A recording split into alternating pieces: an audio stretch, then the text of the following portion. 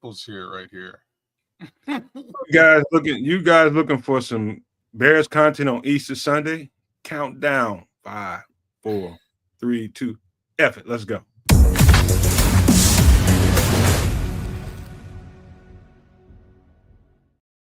Yo, yo, yo, no maniacs, super no maniacs, and all in between. Welcome to Nomad at Night. I apologize for the delay. It's Easter Sunday, man. What do you guys want us to do, man? We gotta takes a little minute to corral everybody and get us here for the show. We got FFG with us tonight, man, and my guy from Canada bumped in, man. Probably coming off of some kind of Easter Sunday dinner or a party or something. I didn't do nothing special this year, man. It was, Easter. I really don't do that, but nevertheless, I grilled a whole bunch of burgers and shit yesterday, and I shouldn't have cussed in the first minute or so, but I did it anyway. But we're gonna have a good show tonight, man. We're gonna talk about a bunch of stuff. It's a few little breaking news bits we're gonna talk about. Plus, we're gonna do we got a couple more mock drafts we can do before the actual draft, today and Wednesday when we do some extra sauce, but we're gonna have fun with it all. One thing I would want to mention, and I'm gonna hold this down, man, but I feel like I got a pretty special surprise for you guys come Wednesday and some extra sauce and for draft coverage, man. It's something I've been waiting on for a while. I'm gonna hold my peace right now and wait and see what happens. But man, I feel good about that. Anyway, we're gonna have some Bears conversation today, and I ain't gonna take no more meat off the bone. I'm gonna just pass the rock over to Canada, bounce pass to Canada. And man, what's going on in Canada, Canuck? Yo, got the rock. What it do? It's Sunday. Happy Easter Sunday. I'm not the most religious guy, so I'm just gonna say things like this. God bless to all y'all and our little family that we have here with you no maniacs, you super no maniacs, and those who watch us from afar and decide not to chat. Be in the chat, though. It's always good fun with the community. But, really want to give a little bit of love to my family and the families that are out there, your families. Hopefully you got the opportunity to spend some time, chop it up, break some bread, eat some good eats, and, do all of that stuff. And that's where I'm coming hot and heavy from. Just came from my sisters. Family got together. We ate nice, man. We had some good old eats, man. Some good chicken, some good lamb. We had some lamb today, man. And I haven't had lamb in a minute. A little bit of sauce. Yeah, throw some sauce in there too. You know what I mean? Anyways, it was a good time, man. It was a good time. Hopefully you guys had the same. Let me give you guys a little bit of love. Big shout outs to all the folks on at Kedza Canuck channel. Bigging all y'all up. Starting with the immortal Nodge. Big shout out to you. Marlon Johnson's out there with us too. What's good, Keds, he says. Who else we got out there? Ant Moss was out there. He's in my channel too. FFG style, he's down with us. Trapakeepa, what it do, my friend? What's poppin'? Florida Bears fan, what's good, sir? Liberty's Outlook, thanks for coming through. The good minister, Charles Johnson, he is a super known maniac, and you should be too. Dobbsy34, what's up? What it do, Derek Guy? Alan Pena, what's cracking, my brother? Hey, man, Mo Fuger's with us. Super known maniac Mo Fuger, that is. Hey, we're just going to chop it up here today, talk a little Bears football as we always do. And that being said, throw it down to my guy, FFG. Before you go, shout out to Alan Pena. I don't know if I've seen you in the show in the chat before, but shout out to you. Welcome in. Welcome to the community, man. Want to see you more and more often. Thank you for coming, Alan. We appreciate you. Happy Easter, everybody. I hope everybody like me hammed up or whatever you had to get eaten today. I hope you got to enjoy time with your family, express all your love, and and just enjoy the day. Kick it in, having fun. Get to see people you haven't probably saw in a while, and just enjoy a Sunday. Because the weather is getting nicer. That's what we can all be blessings for. Draft is coming up, so this is the time we can actually be thankful for. Like Ked said, I'm not super religious, but I love to eat. So any excuse I got, I'm gonna go chill and have a good meal with family and friends.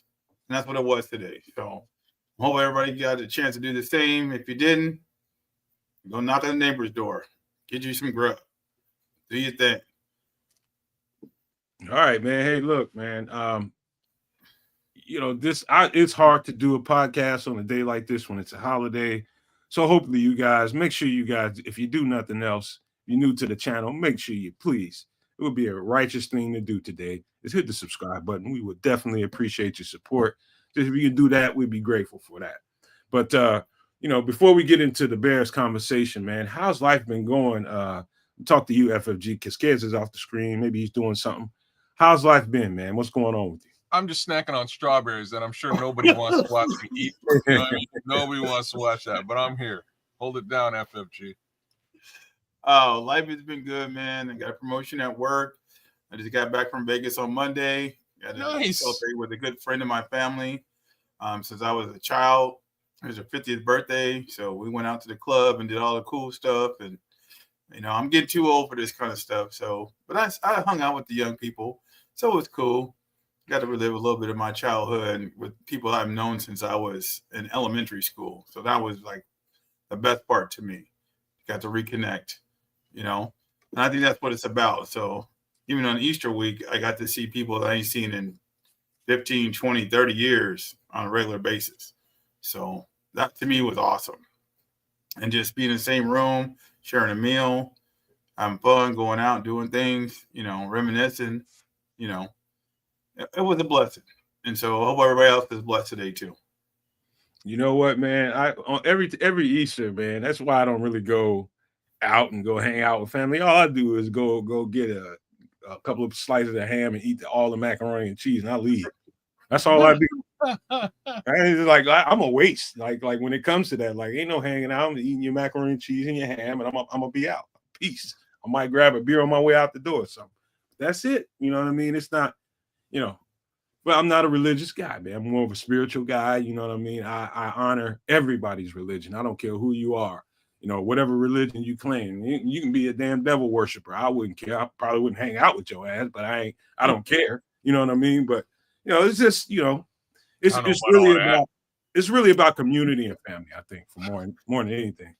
But what's up with you? Man, you couldn't come up here and not got some green bean casserole. They look at you all funny and be guarding the door. You got to take it. Look, the shrimps, my sister's shrimps are family shrimps. There's no way you would miss out on the shrimp. Like the only reason you'd miss out on the shrimps is because everybody else ate the shrimps before you. It's like a fight. Down to my little niece. My little niece she came jumping in. She's like, "Oh, is there shrimp?" And she's just, sneaking shrimp left, right, and center. She's so funny. But no, man, this week for me was it was a fight, yo. This week for me was a bit of a fight, and I just started life change, man. Really got keto dieted in, and it started to pay dividends quite literally today. All week I woke up just feeling like garbage, and today I got up and I felt like $1,000,000, and got up and just did dishes, did a whole bunch of chores that I hadn't I've been neglecting all week because I've been feeling like garbage. And toxins are starting to clear out, bro. Huh? Toxins are starting to clear out. Well, yeah, this is it. So that's just the protein, etc., is pushing it out. But I also made two amazing things. I just started doing some research online and stuff, just some like clean food, clean eating research. And I made a bomb smoothie. It was a crazy smoothie, and I was just crushing that all day yesterday. But towards the night, I was like, man, I'm thirsty. And I'm just tired of just pounding water because I generally don't drink pop, right? I really don't. I usually drink water. I was like, I need something else besides water today. And the fruit juices that I have been drinking are so sugary, like orange juice, super sugary, y'all. Like, I don't, if nobody's told you, it is. I've been pounding orange juice for months, and it's kicking my ass. It's good sugar though, kids. I mean, yeah, it's healthy. Depends on what kind. If you're getting both, you good. Well, look at it this way: if I can lower the sugar intake, I'm doing myself a solid. Like, trust me. So what I did last night is I just threw some grapes in a blender, sliced up 2 limes and a lemon. Threw some water on top of that, a little bit of coconut sugar, and a little bit of honey. And I might have made the bombest lemonade I've ever had. And man, it was amazing. I drank that all last night, and then whatever I had left over, killed it this morning. And I really kind of want to sneak upstairs and make some more, but I just clearly don't have the time. But it was awesome. That's the type of stuff I've been eating, just real clean, and it's starting to pay dividends, man. Grapefruit juice, I'm with it, especially because Naj, have you ever had a ting before? You ever had ting? That's Any y'all? Jamaican shit, ain't it? Uh-huh. Yeah. Uh-huh. Ting, That's man. what is it, like the guava and all that stuff juice? It's just grapefruit juice and just carbonated grapefruit juice and a little bit of sugar. But it's the bomb drink. It's a great drink. You might not think about it. So refreshing. Get yourself a ting. Find a ting. Kids, you like, whenever I talk to you and we talk about eating and we talk about all kinds of different stuff that, behind the scenes, nobody knows what we talk about, but a lot of times sometimes it's about that. You like vegetables, man, like I do. I like vegetables. I eat all kinds of different vegetables. And there's ways to freak that out, you know what I mean, for your snacks. Sometimes that's an important thing. Like, nobody's there. Your mom ain't there to tell you, get your ass out of my refrigerator and get away from that. Eating all hours of the day and night. It's about what you reach in there and grab. What's available to you. Nobody's there to police you. I'm talking to myself as well.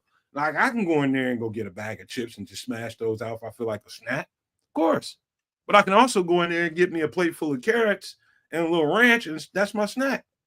Maybe we just it's our choices, man. Nobody's there to be the food police. You gotta be. Nobody's there to manage that, man. So that's the best thing you can do. You said it, man. It's just about being the master of your own domain, as Seinfeld once said. So I gotta take care of me, man. Do the right things for me. And here's what a ting looks like. You look a little cleared for whatever reason, man. Today, this week I'm gonna say I've probably lost about 7 pounds. I haven't even jumped on a scale, but I can feel it. That's ting. Looks as Jamaican as it could possibly look, but it is so delicious. What is it, like ginger beer type shit? No, it's grapefruit juice and carbonated water. A little bit of sugar. Real good. Super good. I know I'll never find that in the store around here. I'd have to order that. You would be surprised. You'd probably find it in a grocery store sitting in the corner in like the ethnic food section if your grocery store has one of those. But it'll be sitting in the corner for about 79 cents maximum. Super cheap, super good. One little last thing before we get into full ass Bears conversation. Make sure you guys hit your notification bells and come on into the show, man, because the draft coverage, I feel really good about the work that we did this offseason and making sure that we covered all the bases and got to some players that, probably otherwise you might not know that much about. I'd like to, pat us on the back and say, you know what, we did our job. I think we went above and beyond to make sure you guys got a good look at this draft. And I got a feeling just in a couple of days, man, just in a few days, what is that, 4 days left? I think it's all going to come to fruition. We're going to be looking at probably about, I'd say, anywhere between 3 and 4 of the guys we heavily covered over here. I feel good in saying that. And so just looking forward to that, not for any validation. I know we do a damn good job with the draft, and I know we do a damn good job with breaking down these prospects. But it feel good to know that, there are already tons of guys that we did over here doing 30 visits. That's great. Now draft them. You know what I mean? Because I don't think the tape lies whatsoever. And some of the stuff I've seen on film, different guys in different rounds, some of the guys we talked about, it's going to be post-draft, in the UDFA market. It's good. It would be good for you and good for us as well that you make sure you're here for the draft coverage. You can be anywhere in the Bears ecosphere looking at any show. But I'm telling you, it'll be worth it to be here because of all that work we did. You'll see it come to fruition on draft night, the first day up to the third day. You know, so even in the aftermarket, you'll see that stuff come to fruition. I feel confident in saying that. But Man, I just want to light up this little bit of love from Chris Foster, man. Thanks, Chris. I like this appreciate show. Since we all know about the first few round talent, you guys did a great job on players from rounds 3 to 7. I just got to give a shout out to Nomad and FFG for really working that through, man. Good for you guys. Props on Feed the Bears and helping folks sort of get a look at some of that additional talent, a deeper talent in this year's draft. Yes, sir. And I appreciate you, FFG, man. Special shout out to you for that, for making sure he was there for pretty much every show we did and covered a bunch of football players that, you know, and I get the comments in the comment section, and that's like all I need. I don't care about anything else but what's being said in the comment section. It tells me that what we put out in front of people went and researched and did their homework on, and they enjoyed it, man. They're just like, man, I like this player. I like that player. I like what you said about him. I like what FFG said about him. All that stuff, that makes it worth it. That's the gratification I get from it, is to get the feedback. You know what I mean? So it didn't do all that hours and hours and hours and hours of study time for nothing. People actually appreciate it. So thank FFG for rocking with me with that. That was work, but it was fun. Oh no, y'all thank Nomad because he gave me the homework to do. So I went out and researched a lot of these cats that I didn't even know about. Some I did, but most of them I did. And I was surprised of all the people, the little gems and the diamonds in the rough, way out in the middle of nowhere, and teams that people didn't really look at during the season. And it was spectacular to see all the talent that's actually available, you know, coming up in the draft, UDFAs, like people we can actually get on the low, you know what I mean? And especially later rounds, we're going to have more picks, especially if we trade back. So especially that 7th round, we're probably going to come up with some dudes. It's going to be some dudes. But I have one warning just for all y'all out there that's married and got a job. Don't tell your wife you're getting a raise. As soon as I left town to go to Vegas, she went and bought a new car. So just be cognizant of I came back and she had a truck in the driveway. I wasn't even gone 4 hours. Whose truck is this? It's my truck? What the hell? Bought a truck, bro. And I was like, damn. So sometimes you might want to keep it to yourself. Like, I got mad at my girlfriend buying a new landscaping license. That fucking truck. $25,000. I was like, God damn. Man, hey, dog. I work harder than ever now. So you're lucky I'm here. All that's damn. I don't even know what to say to that, but leave that there. Just be careful, my brothers and sisters out there. Don't get caught up. Let them know too much about yourself. Because I remember kids said, if I lose another job, I might be divorced. And I get another promotion, I might be able to live in a mansion and can't afford it. So, hey, I man, understand. It's a whole other story. I've had a great weekend, man. My girlfriend's been off since Friday, and you know we got to binge out on a couple of shows. That's what she likes to do. What did we binge out on? What'd you watch? I'm trying to think right now. We're watching what is the name of it? I'm having a brain fart right now. You didn't watch that Daredevil, did you? No. Oh yeah, it's off the chain. I'm waiting on Last of Us to build up. The Last of Us. Okay, I love all that. right. I saw that first episode too. Yeah. Is it 1 episode out or 2? I only saw 1. Yeah, I'm waiting on that one to build up. Getting ready for Godfather Harlem. I like that one. It's coming back? Yeah, it's coming back. Yeah. Waiting for that one. We binged, we just destroyed Mayor of Kingstown, dog. Did I tell you? Did I tell you that a year ago? No, I've been watching that for the last 2-3 years. Mayor of Kingstown is crazy good.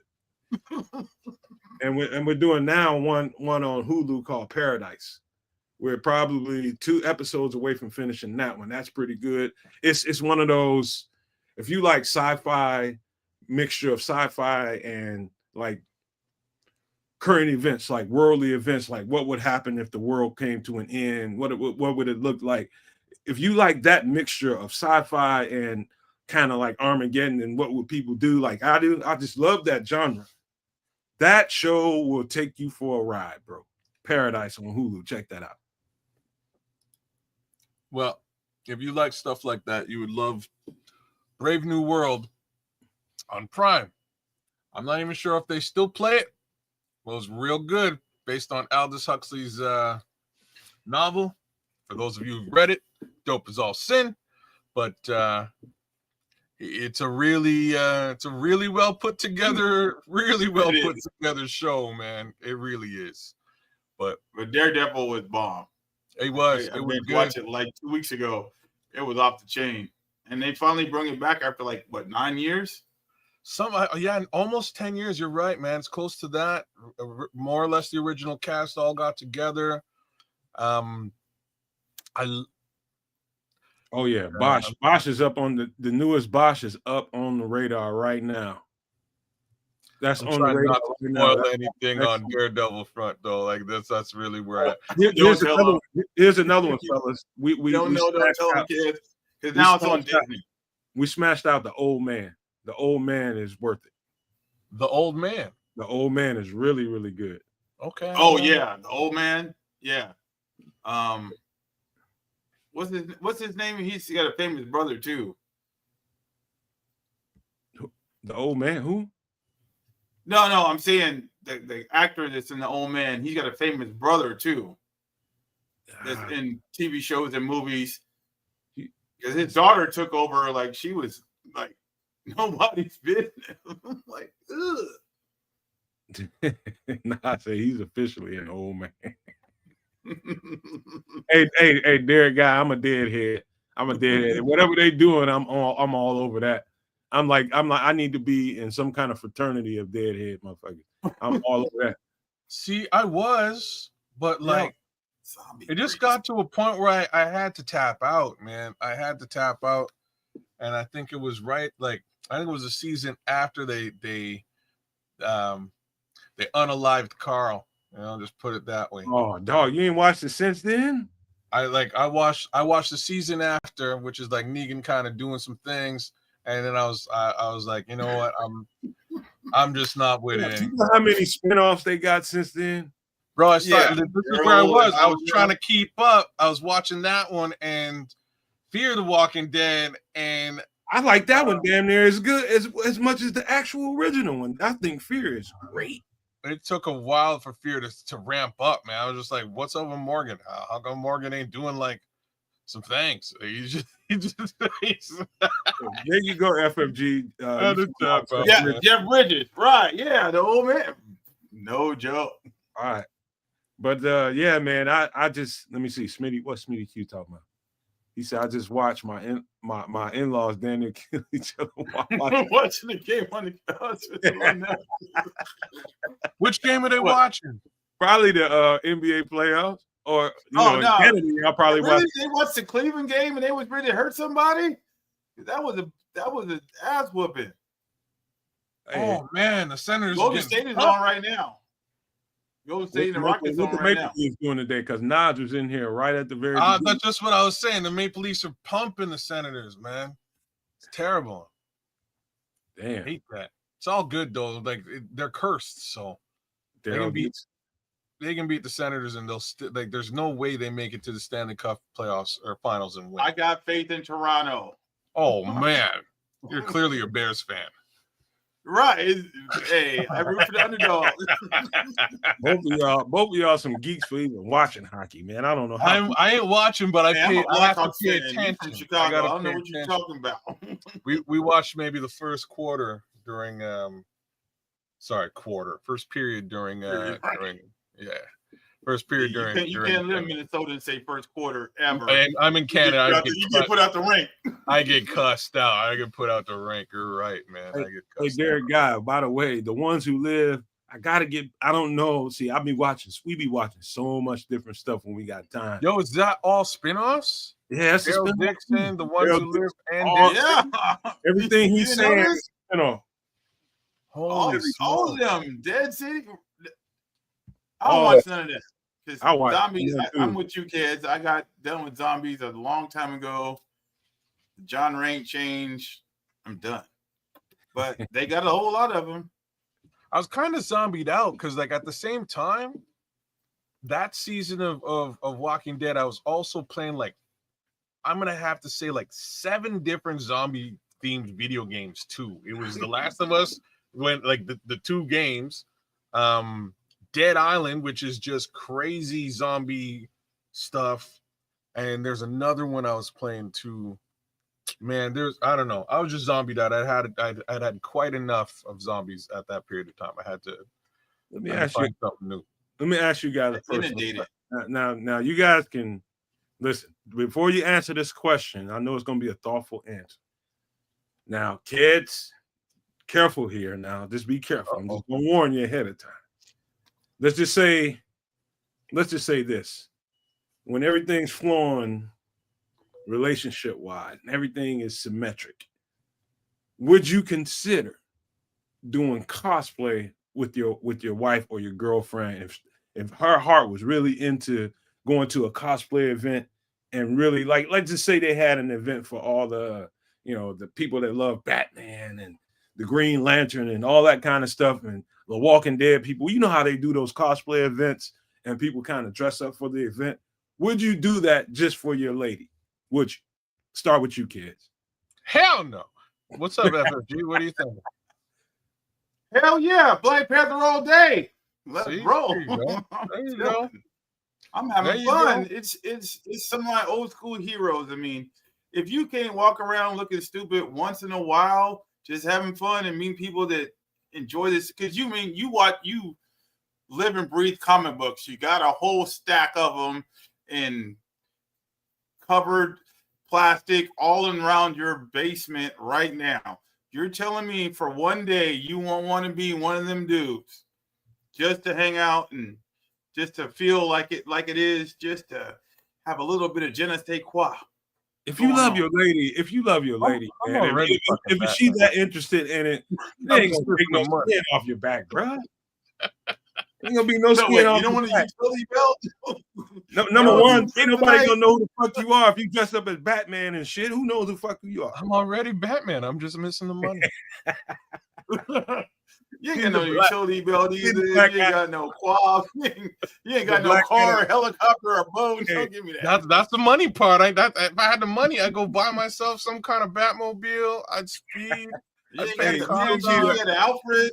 I mean, you way past. Hey, you gonna be kids. You be the only black Adam West in the event. You getting your ass kicked. I might be. No, he wouldn't. You know what I mean? I might be, but if I had the money, I would pay. I'd pay my way out of all that. Wait, you talking about 1965 Adam West or the current Batman? There's only one Adam West. That shit had a shelf life. He's still in his 35. You know what I mean? So you got the old ball Batmobile. You need an oil change every 2 weeks. Man, too much. Hilarious, man. I would just for I tell her, I'm like, it can't be nowhere near this motherfucker where it's a chance that somebody can detect it's me. Like if it's in Vegas or some shit like that, I fuck it. There's a bunch of goofy people out there dressed up crazy all the time. I'll fucking do it just for her. You know what? I'm with Ken Johnson. Like, I would roll up with a utility belt, man. But that's about as far into the whole thing. I grabbed my bat utility belt and pulled out a gym hat. It had to be said. Wait, so are you telling me you never dressed up for Halloween? So little ass boy. That's what I'm trying to say. Like, yeah, I did. I was 8. I'm now 40 years old. As a grown man, you've never been to a Halloween or a dress-up party as a grown person. I'm the grown man who goes to the Halloween party and says I'm dressed up as a gangster, and just once you get your dickies up to here, let's just put some dickies on. Hey, Derek, guys, shout out to you, man. You know what I did? I started. I think I got 3 seasons into Ray Donovan. 3 seasons in. The last thing I kind of can remember, he got this big white, fucking looks like a what do you call them dogs, man? He had a big white dog. I think it's a cane corso or something like that. That's the last thing I can remember. Ray Donovan, I kind of fell off. You know, I fell off Ray Donovan. I got to pick that up. It's probably about another 4 seasons that I ain't seen. I didn't do that one. I didn't do Billions. My cousin raves about Billions, But Snowfall I did do. Snowfall's up the chain. It's not bad. It's not bad. Plus, I'm a sucker. I'm kind of a sucker for Jennifer Connelly. Just me. I don't know, but kind of a sucker. Hey, cheers with the Jamaican rum and the Modelo, Smitty Q. Yeah, I got my pick up Ray Donovan, man. I'm gonna pick that back up with my lady. I think I'm gonna start that one from scratch. Like one last question. Like, what happened, man? Sorry, Minister Charles. My ex talks me to going into a Pokemon event. I've been dressed like Pikachu for 15 years.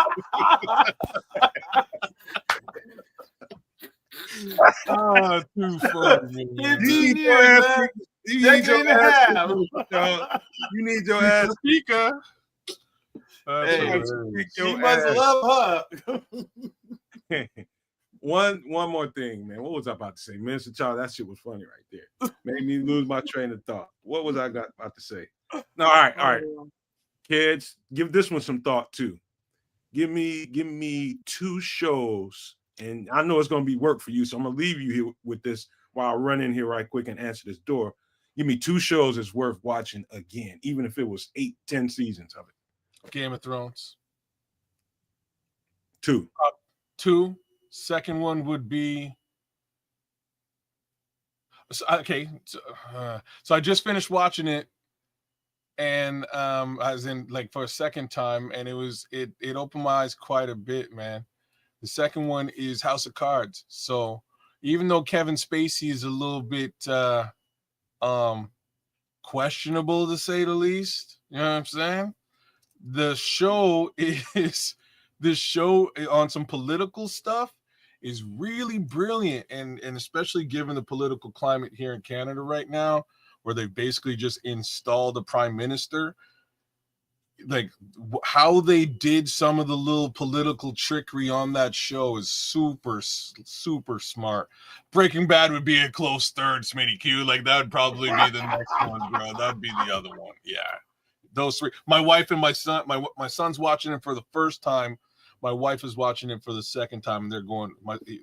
He's in Calgary, so they're kind of catching up on episodes with each other. It's actually pretty cool, and I'm just walking in on each one, going like, "Where the hell are y'all at in this show?" Oh yeah, that's when this happens. This is when Gustavo does and you know what I mean? Like it's that show's too classic. But out of them all, real talk, Game of Thrones, man. Like that show has some of the most intelligent dialogue I've ever experienced in life. Like listening to a character who's not even like a main character, like Tywin Lannister, the dad, Tyrion Lannister's dad, Cersei Lannister's dad. Yo, Tywin Lannister is a G, yo. His machinations are on some next level. But him and Littlefinger and Varys, these 3 sort of outside characters, when they speak, yo, they're saying some things, bro. I gotta say, they're saying some stuff. You can't, and like me, I missed most of that the first time I watched it, but watching it a second time, you're like, oh snap, this is some crazy foreshadowing that I did not see coming through. And can I give you a sleeper before I get to my couple FFG? I'm about to do this real soon. Boardwalk Empire gets slept on. Okay, people love that. Yes, it does. That shit slept on. But go ahead, FFG. What's your 2? So I'm going to have to hurt Smitty Q because he stole mine because I've been watching it like the last 3 days. You've been watching Breaking Bad? Yeah, I watched it. Started watching it again this week when I came home from Vegas. Wow. Suits is actually really good. If you like litigation, Suits is off the chain banging. As far as intellectually stimulating and understanding the law, and because I'm gonna know what I can get away with and what I can't.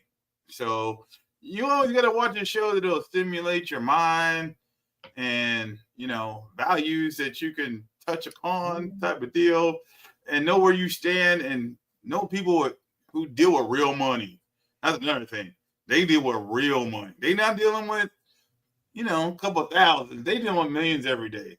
So having the knowledge of that kind of industry can always benefit you to know where your bosses and people above you, the circles they run in, and how you can influence your way up there. The other one, I'm trying to still figure out the name, but it came on USA. It was like, so it was a bunch of different, like a cop and a DEA agent and FBI and Dreamland. I think it was Dreamland, or they were all staying in this big old beach house in Malibu or whatever, and they were all different organizations, ATF, all the people that lived there, and they all did it's Dream something. And it's, if you've never seen it, it's off the chain banging. So, go ahead. I know go ahead. it's one of the shows that you probably didn't know that was out there. So I think it's like Dream World or Dreamland, because that's what they call the house where they all live in. And it's ATF, DEA, FBI, you know, every major homeland, all living, like young people living in this one house. And they're all chasing this one dude that's like been messing all their stuff up. And when you figure out the plot of it, it's off the chain. It's Dream something, but you got to look at it. It came on USA about 15 years ago, but it's dynamic how they all work together, how all the agencies work together. So if you ever thought that you knew something about how jurisdictions work, you don't, because they've been doing some crazy stuff where they're just manipulating the whole world. Okay, I give you one right off the top of my head, because I already gave you Boardwalk Empire, but I'm telling you right now, just because of the location and the places, and fucking Frank was an idiot, and it was just compelling from the beginning to end. The storylines, the scripts, the actors, it just kept you on the edge of your seat, even made you uncomfortable at times, depending on what kind of person you are. But fucking Shameless was a classic. That shit was ridiculous, man. You know what? It was great until, not until, like I wish they found a way to continue it longer after Fiona left, because she annoyed the hell out of me. I don't know about everybody else. Fiona How did Fiona annoy you, man? Shit. She was the main character. She kept it all together. No, not in my mind, man. The main character for me was Frank Gallagher, man. Frank Gallagher was really the truth, and he made some real grandiose mistakes that people living should learn from. I thought it was great, but I guess really every single Gallagher family member did too. Like they're no, Fiona held it down while Frank was off tricking off all the time. Yeah. Trust me, Fiona made some. She just annoyed the hell out of me, man. It's just me. Frank made you laugh. Let me tell you, screw one other one would be King of Queens. Is just, to me, so that's that shit right there. I'm glad I found it. I knew nothing of it until it was. I didn't know King of Queens was even there until probably 10 years ago. That just show you how I was living my life. Didn't know he's saying 2.5 Men. Look, if you like King of Queens, 2.5 Men is way better. Well, you know what's better than both of them? Since 2.5 Men for comedies. It's for comedies. It, like, if you're going back to watch a comedy, if you have not, you must do Seinfeld.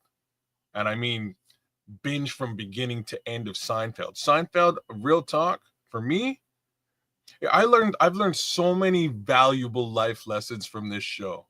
Like furrowed brow, bruh. Back in the days when I was working I'm serious, man. When I'm working in the office, oh man, Matt, you all right? You okay? What's up, man? Oh man, just had a tough, it's been tough. terrible out there, all kinds of stress, family.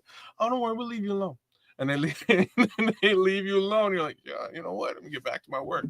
Just bought myself another 5-10 minutes, maybe a couple hours to get this stuff done. It's just the way that it is. Hey, don't go nowhere, Bears fan. Give us about 60 seconds, and we're gonna be into Bears conversation. Oh, but before we dip into that, though, the chat is screaming Penguin. And oh yeah, I still haven't watched that. They're not wrong. For those of you who haven't watched it, do yourself a favor. Get at some Penguin. It's fantastic. It is I'm trying to think of like how you. It's like Sopranos meets Batman. It's like probably the best thing I can call it. But it's so well put together. So well put together.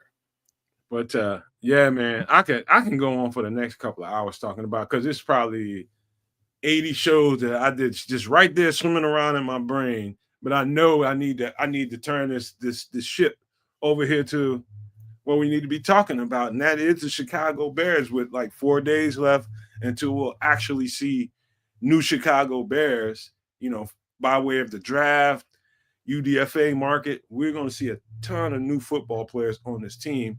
And there could be some surprises, and we're going to be talking about several of these situations moving forward. But let's start with this, man. I picked up, this is just me, stealing little nuggets from interviews that I see. And so I don't know if it was Fox 32. Somebody got a hold of Dan Rochard and the offensive line coach, and the conversation about Braxton Jones came up. And so that conversation, this is a tip. I don't know if you guys got to see it, but I'll take you to the one place where it worth having a conversation about. And it was a direct question about, what do you think about Braxton Jones? And what it sounded like to me was commitment towards Braxton Jones when he's healthy again. Now, this is pre-draft, and in that conversation, they were talking about, actually, he had a whole lot to say about Will Campbell. He was ready for that question, and he's saying the same thing that I was saying. This coach was saying the exact same thing that I've been saying for a couple of months now. I don't see short arms being any problem, but we'll park that conversation and save that for next. We talk about Braxton Jones first, and it sounded like commitment. They like what they saw on film with Braxton Jones, and it goes back to me speaking about that. Like, it's a lot of things about Braxton Jones to like. It's just the anchor part of it, and him being, it sounded like commitment, kids. What do you think about it? What do you think about that?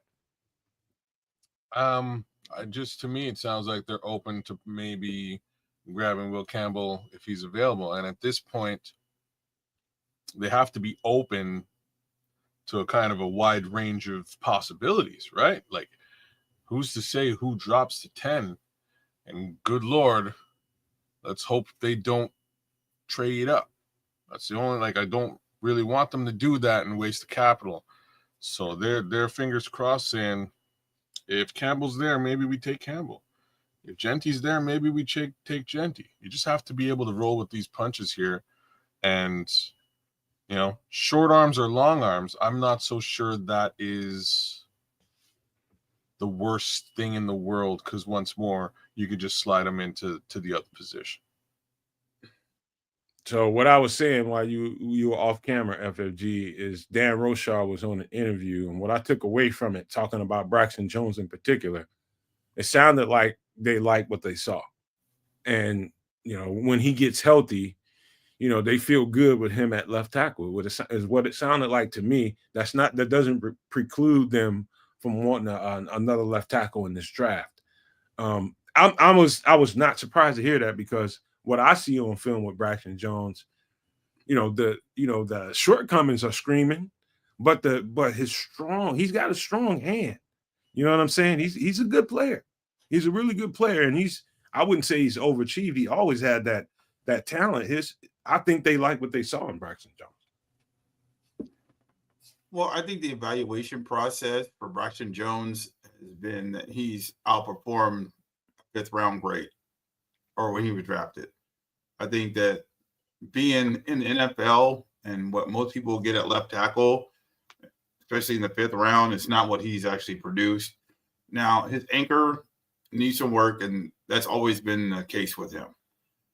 But what you don't hear about Braxton Jones or the position itself is I don't hear anybody talking about Karan Amagaji competing this year, which I would love to hear the management say, hey, look, we have a guy that we want to compete with Braxton Jones, but we're always going to be open to having competition in every position because there's no position set in stone and there's really no long-term options on the offensive line other than center, right tackle, and right guard currently. So that whole left side is still going to be up for grabs.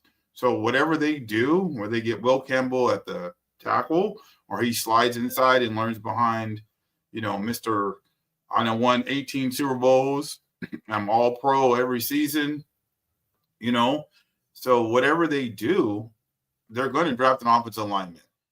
And I just know that whatever they do at that position, whether it's the tackle or it's the guard position, they're going to make sure they solidify it one way or the other through this draft. Even if they get somebody in the late rounds that they can build up when Amagaji and Braxton Jones compete for that starting job. Man, I hope exactly what you said comes to pass, because I think, I did read an article and somebody was sort of saying, just by way of measurables alone, Amagaji might have a lot of this draft class speed. You know what I mean? Like he's all of them. You know what I mean? He's got the physicals to do this, and I would like to see him at least get the opportunity after they threw a third for him. Right? They give the kid the opportunity, give him a shot. Well, he was hurt. I mean, the travesty is everybody trying to say he's a bad player. He didn't get an off season at all. He didn't get no training camp. And by the time he actually was healthy enough to play, he wasn't ready. And it showed. Now, he did do some decent things just for being his size and his arm length. But overall, he wasn't ready to play. So this year, I think Dan Rochar is going to be able to sharpen all of them edges, get him trained up, get this off-season regimen going. And then when they break for camp, I think that's where you're going to see him excel and actually be a much better player. By July, when they come back, it's really going to be a competition because Braxton Jones may or may not be 100% healthy at that point. Well, so whoever they may get in the draft or even UDFA situation will compete for that spot until Braxton Jones is 100% healthy. Well, here's the thing. Now, with all the commitment that I thought I heard, I know I heard, the Kieran Amagaji question was there. I've not only heard Rochar speak on it, but I also heard Ryan Poles be emphatic about he liked what he saw. It was times when situationally he got effed over a little bit, but that comes with the game. You're not going to be ready 110% for every situation. Sometimes you're going to get caught flat-footed. He got caught flat-footed. That Minnesota game was rough, but you look at the Washington tape, and I got a video out there if you guys want to go check that out. And it was only a handful of plays, if that, just to show you that in a comfortable situation, in a more comfortable scenario, this guy's got a lot of meat on the bone. And I think given that, and this goes to what I think it was Ken Johnson was speaking about this. Unless you see somebody like a Will Campbell, who is, to me, the more and more tape you watch, the more and more undeniable his game is. Unless you see a Will Campbell sitting around, 10, you don't really draft the offensive lineman there because there's a plethora of guys later on. There's just a lot of players there later on. I'm not saying that there's no offensive lineman worth being picked at 10. I'm not saying that. It's just not a necessity. So if you have opportunities to move around, I think it might be worth it. But let's get to the next conversation, and that is one little nugget I picked up. Dennis Allen was at the podium, and the strongest thing that he said two really strong things. But we'll start with this one. Kyler Gordon, I'll just say this, Kyler Gordon getting some reps at safety. What do you guys think about that? Ooh. Yeah, you did say something along those lines, and I've been thinking about that. I think it's kind of awesome because you'd want to get a little bit more out of this particular player, and Nickel ain't on the field all the time, right? Just want to like if, and he didn't just say safety. He also said outside corner too. I find it a little bit. I would have a little bit more of a problem with him at outside corner because I like Why? all. It's not really a problem. I just mean I like Jalen, I like Tariq, I like Terrell, I like all three of those guys in those particular positions, given the rotation at outside corner. So to add a fourth guy to that mix, to me, is sort of a disservice to the original three. But to add him to the safety mix, I think is an awesome maneuver, and I'm kind of for it. We need a little bit of depth at that safety position, especially this season, especially given Jaquan. I don't really see him as a box guy. I see him much more of a free safety, but like you kind of got to find ways to get him on the field more frequently is really just the answer to all this.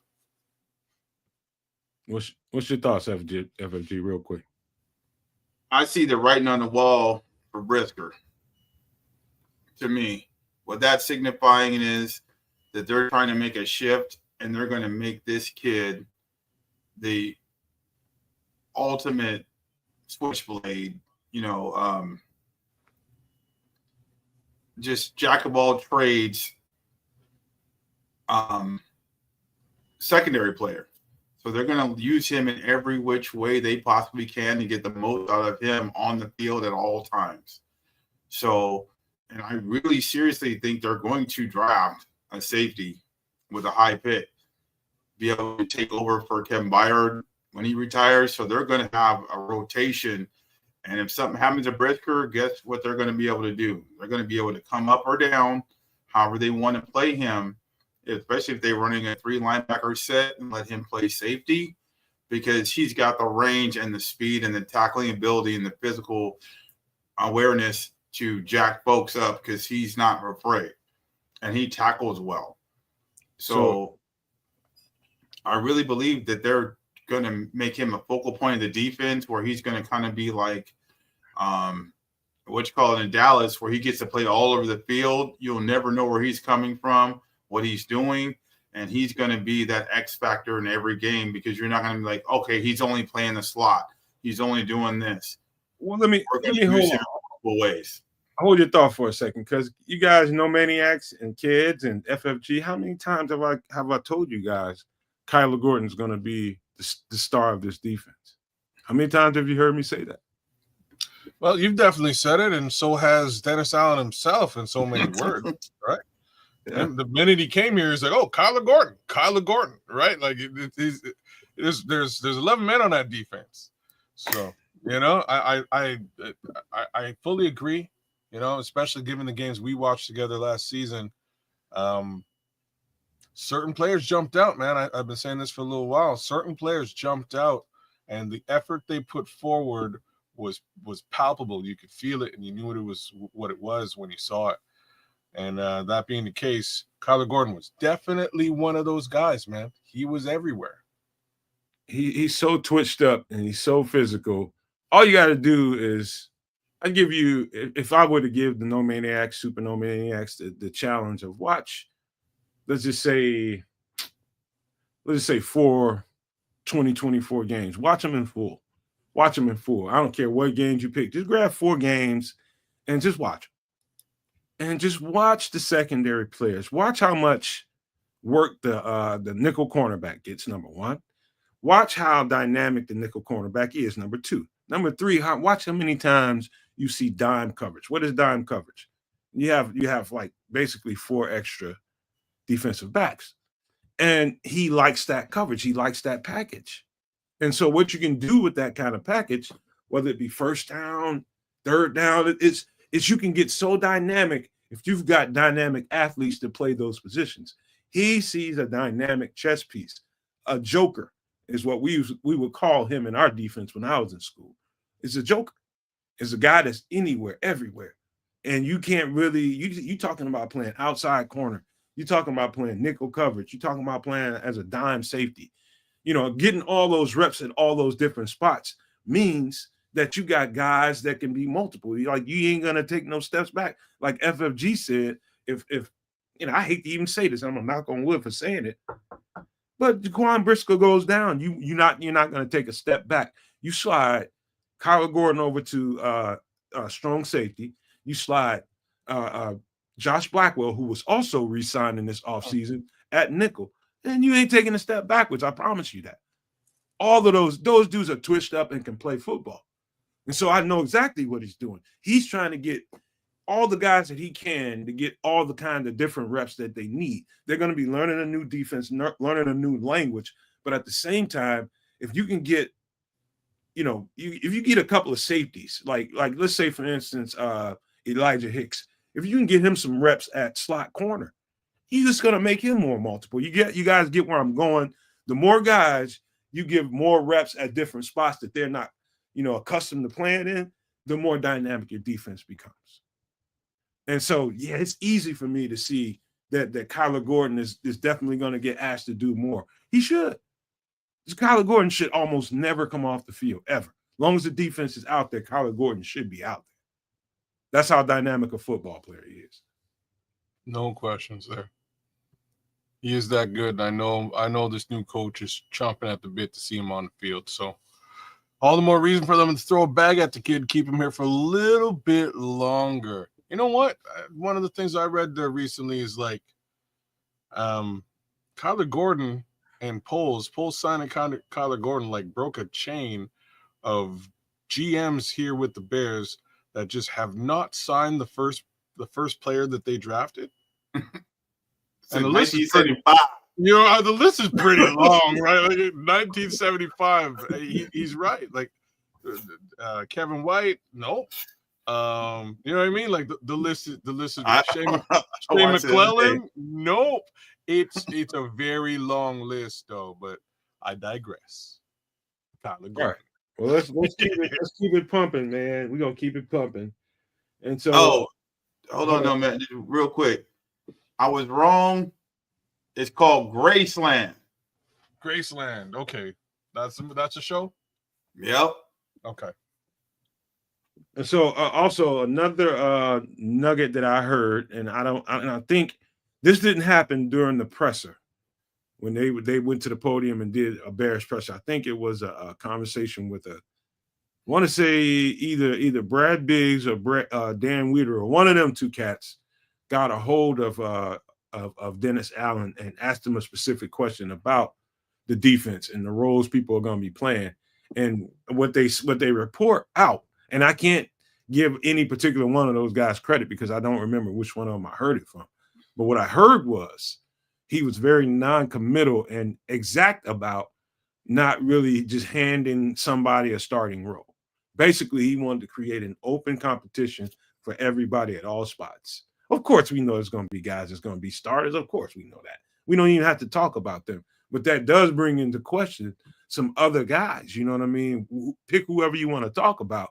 But it was wide out in the open. And he said it publicly that, I want everybody to compete for every one of these jobs. And so what do you think about that? Who comes to mind when you hear him say that? Kids, you want to go? You can go ahead, man, because a lot of people come to mind for me. I'll be here for a minute. You go first. I'm going to tell you it's the front seven. At every position on the front seven, it's somebody who can't be comfortable because the pass rush will change.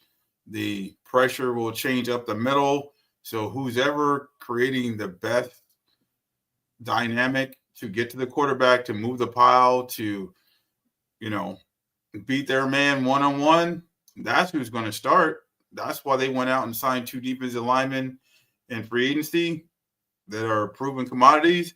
And that's why they're going to sign 2 draft picks and the defensive line probably in the first 4 picks to say everybody has a chance, but we only taken the best of the best for the rotation, and you want to keep proving it to me every day to keep your job. And the linebackers are going to be the same way.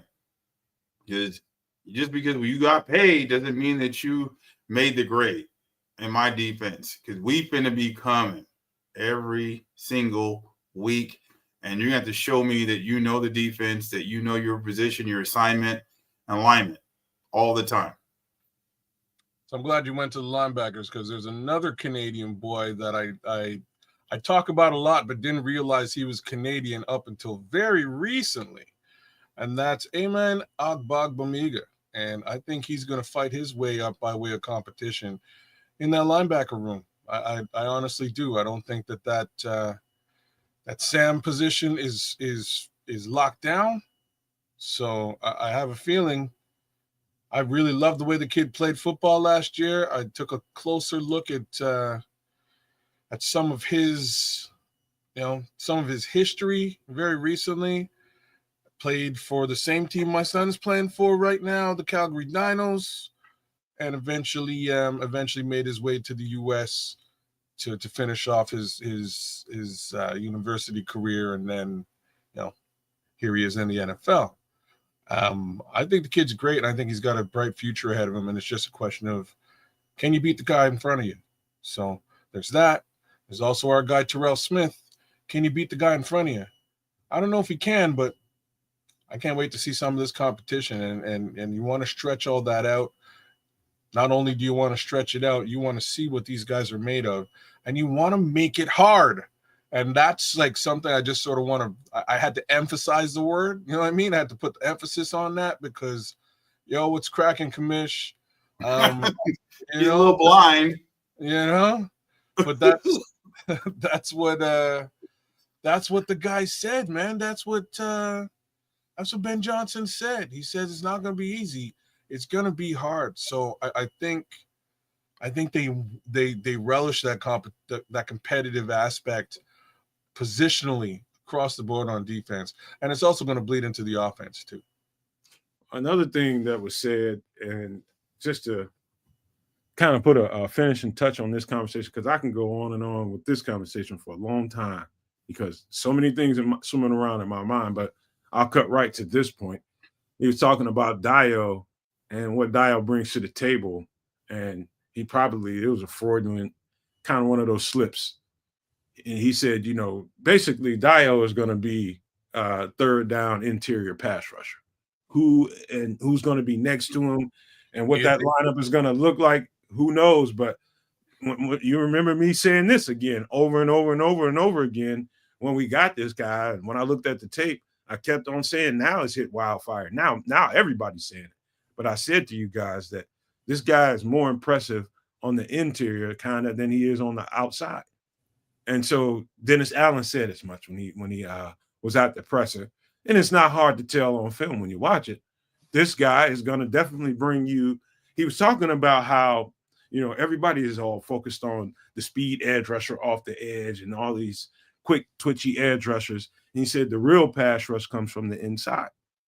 You collapse the pocket and make that quarterback feel you and feel that pressure from the inside, giving those edge rushers a chance to get around that edge and make a play.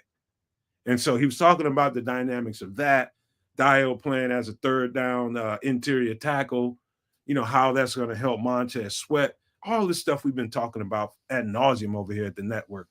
That kind of stuff, hearing it from him just validates what we see on film. It's exactly what we said it was, kids. Well, all of this worries me a little bit because, like, Austin Booker's awesome, and I hope, again, in the spirit of competition, he finds his way on that line. I really hope so. I thought he really showed some flashes last season of special. He just needs a little bit more opportunity, and they brought another pass rusher in, and that pushes that opportunity back a bit. And I have a feeling they're going to draft another pass rusher, which pushes that opportunity even further back.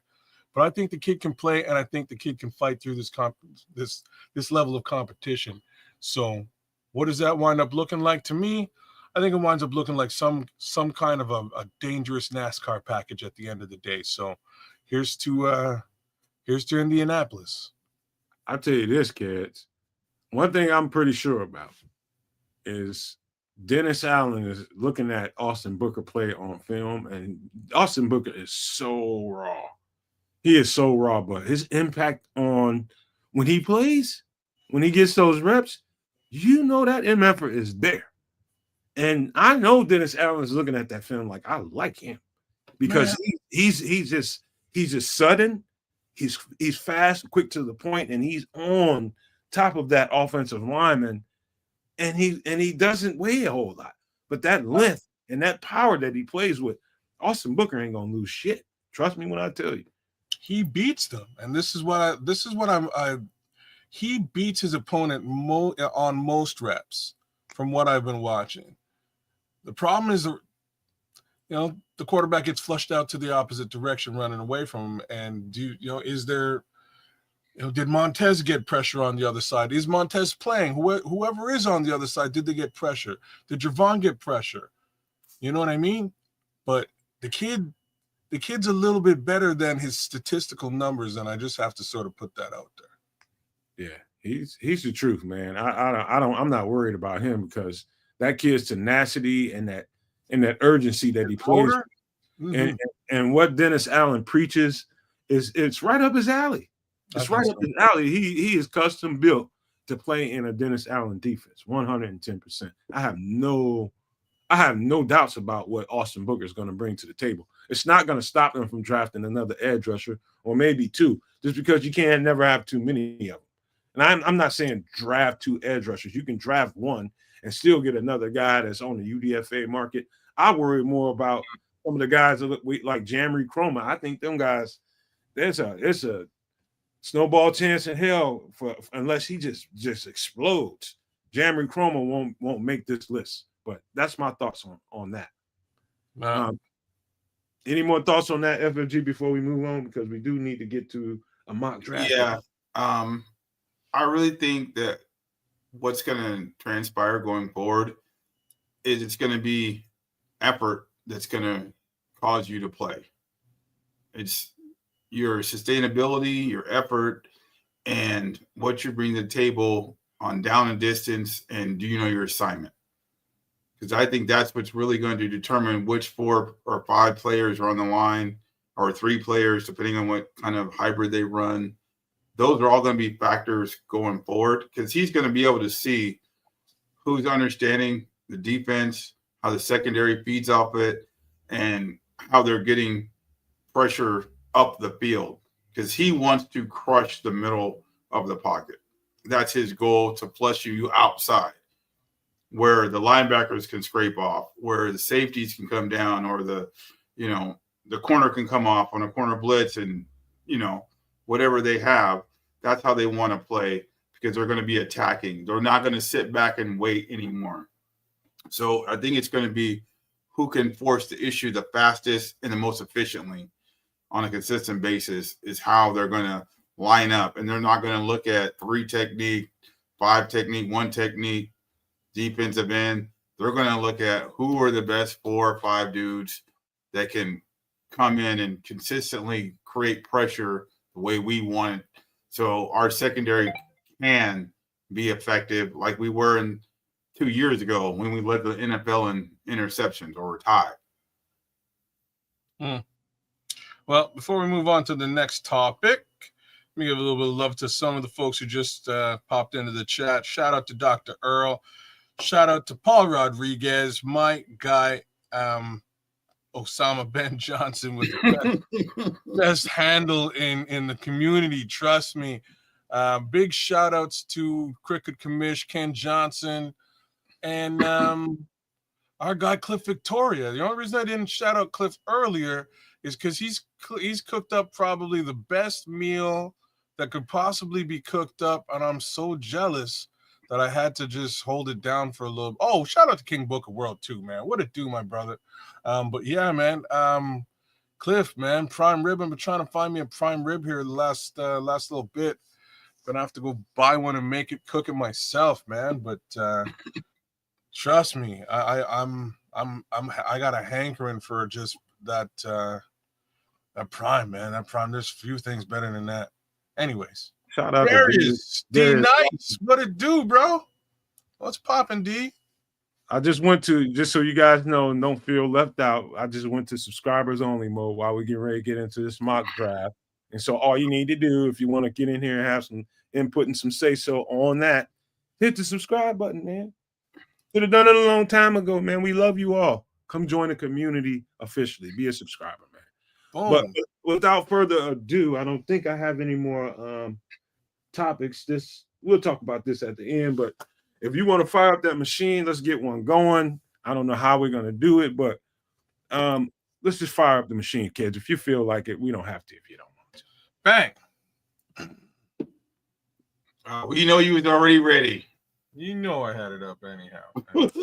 Run through one of these almost on a daily basis since the end of that horrendous bloody season we went through.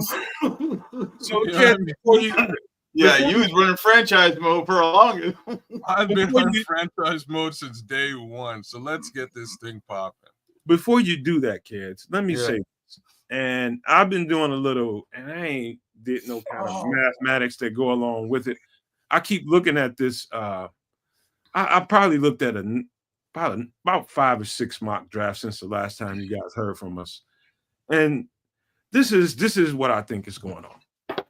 This is what I think. Okay, let's just say we're sitting at 10, which we will be, if a trade doesn't happen in the next few days ahead of time, we'll be sitting at 10. And these are who I think are the players at 10 that the Bears would focus on. Not any specific position in particular, but these are the spots and the players that I think. And you guys, kids, and FFG, you stop me. If you disagree with anything I'm about to tell you, any of these players, I think any of these guys could go around 10. Don't quote me at 10. It's going to be some guys that you probably predict is going to go a little bit later, but these are going to be some of the options. And I'll talk about a couple. It's a handful of wild card players that might shift the whole board. But just hear me out and stop me if you feel I got it wrong. Number 1, and not in no particular order, Mason Graham. Defensive tackle out of Michigan. Tyler Warren, tight end out of Penn State. Michael Williams, edge rusher out of Georgia. Nick Emenwari, safety out of South Carolina. Kelvin Banks, left tackle out of Texas. You guys stop me if you think I'm off in any kind of way. We can stop and talk about it. Mike Green. Number 10 or around 10? Somewhere in the neighborhood. The options at 10. So Mike Green, edge rusher out of Marshall. Nick Scorton, edge rusher out of Texas A&M. Jonas Avanea, tackle / guard out of Arizona. Yeah, no, you're going to. No. Okay. We can come back to that. I'll circle. I'll do that. Let me keep going. Josh Connolly, tackle out of Oregon. You've also gone too far. Yeah. I'll circle him too. Well, hold on. Let me finish through this. Jihad Campbell, linebacker / edge out of Alabama. Jihad Campbell? Mm-hmm. Okay. All right. So let me talk about a couple of wild cards, and we'll come back to anybody you guys want to talk about. This is what I think. And these guys, and I think there's a key player in this mock scenario that could shift everything. So let's just say Shedeur Sanders is not going in that first 3 to 5 picks, right? I think what happens then is automatically these guys start to move up a little bit. And that is Tyler Warren, Armand Membu, and maybe Armarion Hampton. I think those guys in particular, stand a chance to kind of move up the echelon if Shedeur Sanders falls out of that top 5. That could shake up everything. That's my opinion. And Ked, we'll start with you, man. Any thoughts on? I know you guys don't agree with Jonas Avanea being that close in that region. That's why I said somewhere around 10. But go ahead. So first off, I don't think Omari and Hampton is a first round lock. I think if he is, he's a late first rounder, 28 to 32. But I think he's a second rounder all day, early. The tackles, the offensive linemen you basically mentioned there. I think there's probably about 5 offensive tackles that are graded higher that are in front of them, which just basically means that they are probably selected a bit later in the draft or available later in the draft. Not saying that they're not, talent wise, maybe they're actually better, right? Both Jonah and Josh Connolly, maybe both of those guys are, in my opinion, both of those guys are a true scheme fit for what we do. But then you have to take into consideration that other teams are drafting and they have their own schemes that they have players to fit into. And as such, I would have to say that both of those guys are early second rounders, which is great for us because we got 2 early second round picks. That's kind of the bulk of what I'll say with respect to what you're saying. I don't think the Shedeur Sanders situation causes too much havoc because I don't see him going any further. Any later than 9. Right? There's some quarterback hungry teams in this top 10. I just have to say thank goodness for once and knock on wood. It's not the Chicago Bears this time that's a quarterback hungry team, right? So the Saints need a QB. I'm still trying to figure out what in the world the Cleveland Browns are thinking, because everybody has them selecting something other than a quarterback, and I don't know who's throwing the football over there. PJ Walker, you know what I mean? I don't know who. I have no clue who's left over to throw the pill. There's a couple of teams down there. The Jets might want to get their long-term solution behind Justin Fields, who's been signed for a couple of years. You never know, man. There's some quarterbacks. It's the NFL draft. If there's definitely a single quarterback will be in the top 10. I'll be very surprised if 2 don't fall, if not 3, regardless. But just saying. That's my take. What's your thoughts, real quick, FFG? Of all the guys you talked about, I'll give you Warren. If Grant falls, Graham falls, I'd be surprised at 10 that he lasted that long. And Mikael Williams. Those are the 3. Everybody else is, to me, is like 18 to 40. Could be anywhere in there. All Scorton and all them dudes. Even Eamon Warrior, I don't think nobody's picking in the top 10, 15 for a safety. There's 2 safeties in front of him in that list, but continue. Well, it's not even that. It's what's a need for most teams. And what people are going to go for, unfortunately, it's going to be the positions that pay the most money now in the NFL. So even if you may not need a quarterback, or if you do, you're going to trade up because you don't want to pay out the nose. You're going to get a defensive end if you don't want to pay out the nose, like Mike Green. Those kind of individuals, you're going to say, hey, look, it's cheaper for me to go up and get him on a rookie contract in the first round, so I got him for 5 years, or I can pay him peanuts. By the time they're looking for some money, I can trade him and go get another dude. See? So that's really what it's about, because the way the salary cap has changed and the way that the money has been displaced over the last 5 years, you're going to grab the players that make the most money, regardless of if you need them or not, or if they're the best player available at the time. So here's my thoughts, man. And this doesn't really have anything to do with that real. I mean, I respect that way of thinking. It's good. But I'm talking about talent-wise, who the Bears might be actually considering, not necessarily why. It's about the best players. Here's the beautiful thing about this draft, and everybody, every No Maniac, Super No Maniac, everybody here on the show, me, Kez, FFG, everybody, I guarantee you won't find two people in this community that would have the exact same guys. Let's just say you went from 1 to 20. There's no two people that'll have the same exact pairings ever. Because number one, we don't know what we don't know. We don't know what these coaches, how these coaches have these guys ranked. And so one thing I've been trying to be consistent about is not jumping the shark and saying, no way this player is going to do this. No way this player. I don't fucking know. I really don't. Neither do any of us. And so this is the fun part about it. It's all the ideas of what could happen. You know what I mean? And for whatever reason. So the Bears, I think, are in a unique situation where they don't really necessarily have to do anything. You know what I mean? They could actually, turn that phone on and be like, hey, let's if we don't hear anything by the time we're 24 hours out, maybe we start picking up the phone and doing some call outs for it. You know what I mean? Because you wouldn't want kids, you wouldn't want teams to come to you and have be calling you about that pick.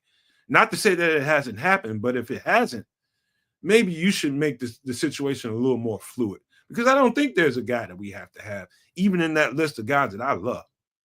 You know what I mean? But I don't think they have to have any particular guy there. I still say it is advantageous for us to move that pick if we can.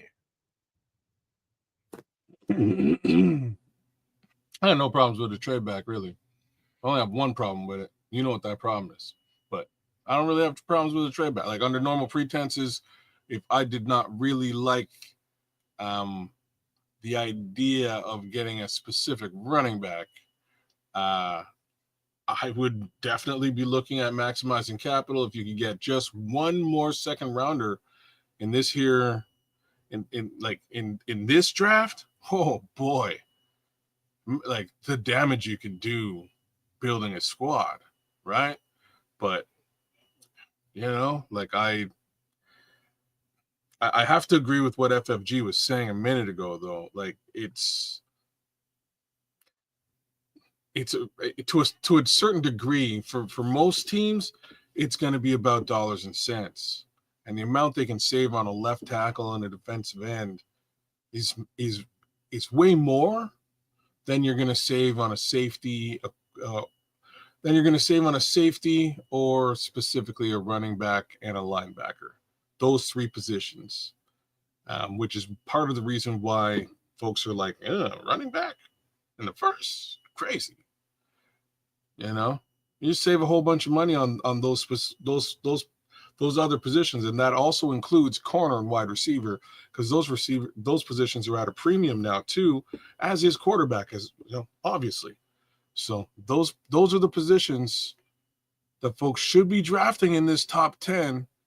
And I would also have to throw good old defensive tackle on it if you're elite. And I believe Mason Graham is elite. So it'll be an interesting go, man. We'll have to see how she flies. I just don't I don't know. I'm excited either way to watch it all shake out, because man, this should be an interesting one. Ryan Poles cannot screw this up. Can't. Got to roll with the punches and do the right thing this time around. Let's mock it. Just do let the computer do. Let's get us to 10. An AI mock. Let's get to 10 and let's look at the available players. Oh, you want to? Okay. Before we do this stuff. Okay. Let's just see what we got. And so, all right, you can take that down for a minute. And let's just look and see what we got available. This is crazy. In this one, Will Campbell is there. Wow, they took Mason Graham instead of an offensive tackle. Wow. That's wild. Really? That is wild. Calvin Banks Jr. gone. I don't know what the heck. Whoa, that's pretty crazy too. At this point, if you're Chicago, if you're sitting there at 10 and Will Campbell's on the board, you just hurry up and go take the pick. I wouldn't argue with that. You just hurry up and go take the pick. That's just that. The running back's already gone, man. You got to go find a running back in the second round. So be it. You take the best damn offensive. Let's look down that list of guys there. Slow down, kids. You're moving quite fast, brother. And we're gonna get this over with. You got Will Campbell, Shadur Sanders, Ted McMillan, Tyler Warren, Jalen Walker, Matthew Golden, Mike Green, Colston Loveland, Derek Harmon, Malachi Starks, Michael Williams, Nick Emingwari pulling up at number 21. You know what I mean? It's the mock drafts are gonna, there's gonna be some major disappointment in these mock draft scenarios. This shit's gonna be way off. I just know it. But let's run it one more time before we go ahead and pick this. Let's just do it real quick. Let's see what happens this time.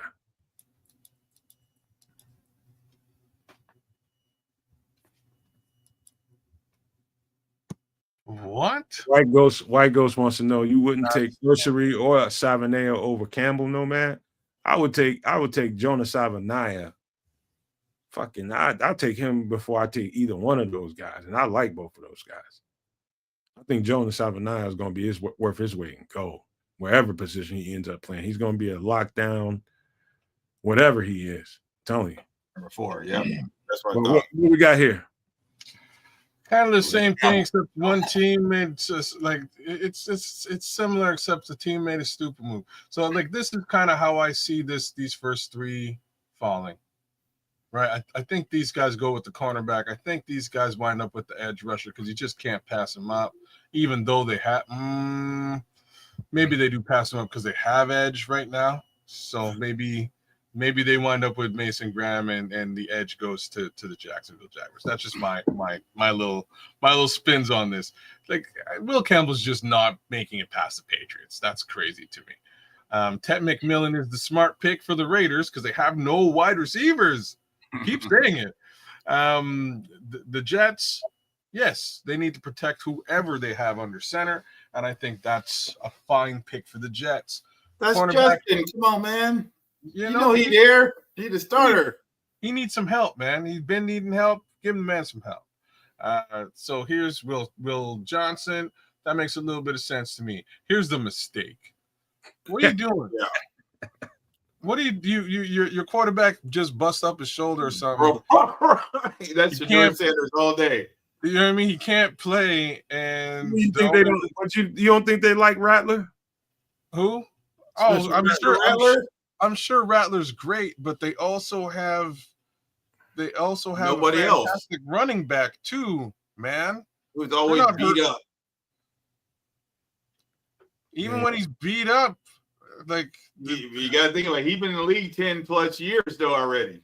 I suppose they got to get somebody, but I'm pretty sure that somebody in this scenario is really the 7th overall prospective pick. It just makes much more sense now. But hey, Ashton Jeanty. So Shadur's here. I guarantee these trade offers are crazy. They're super duper good. They should be. Because somebody want that quarterback. I'll tell you what we can do. I'll leave it to you two guys for being super gracious here tonight. I'll let you guys, and Maniacs, y'all can chime in if you want to. Either you two, Nomad, FFG and kids, y'all can trade off, take turns making these picks.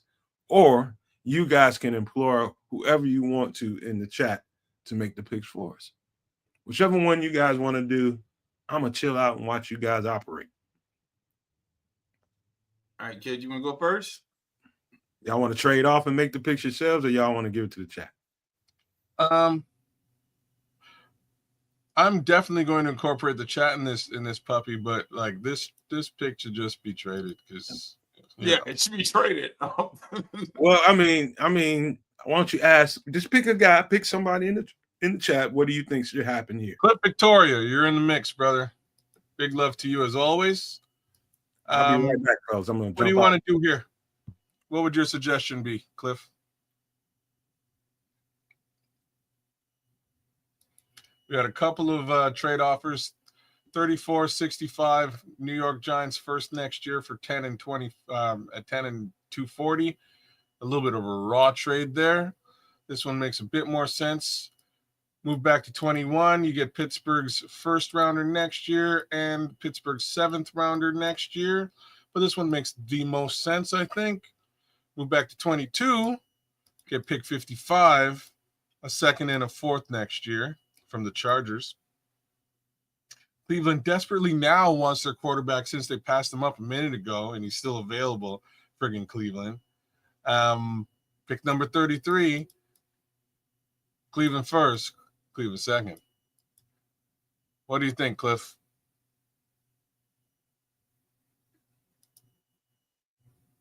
Or you can select one of the fine players on the right.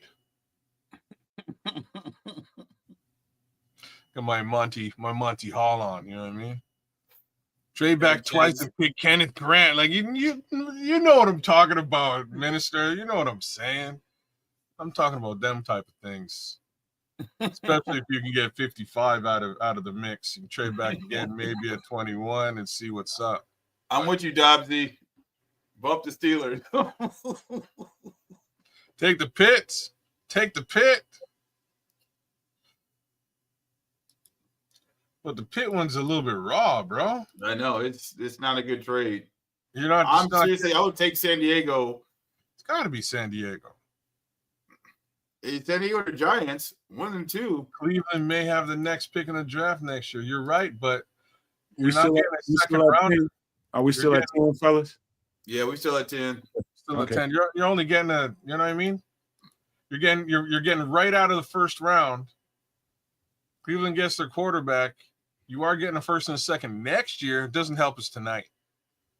So for the sake of what we're talking about, like it's just I'm taking the Chargers because I got 4 picks or 5 picks in the top 72. Yeah. Or I could load up. And I got 2 picks next year. Yeah. It's the only one that makes sense.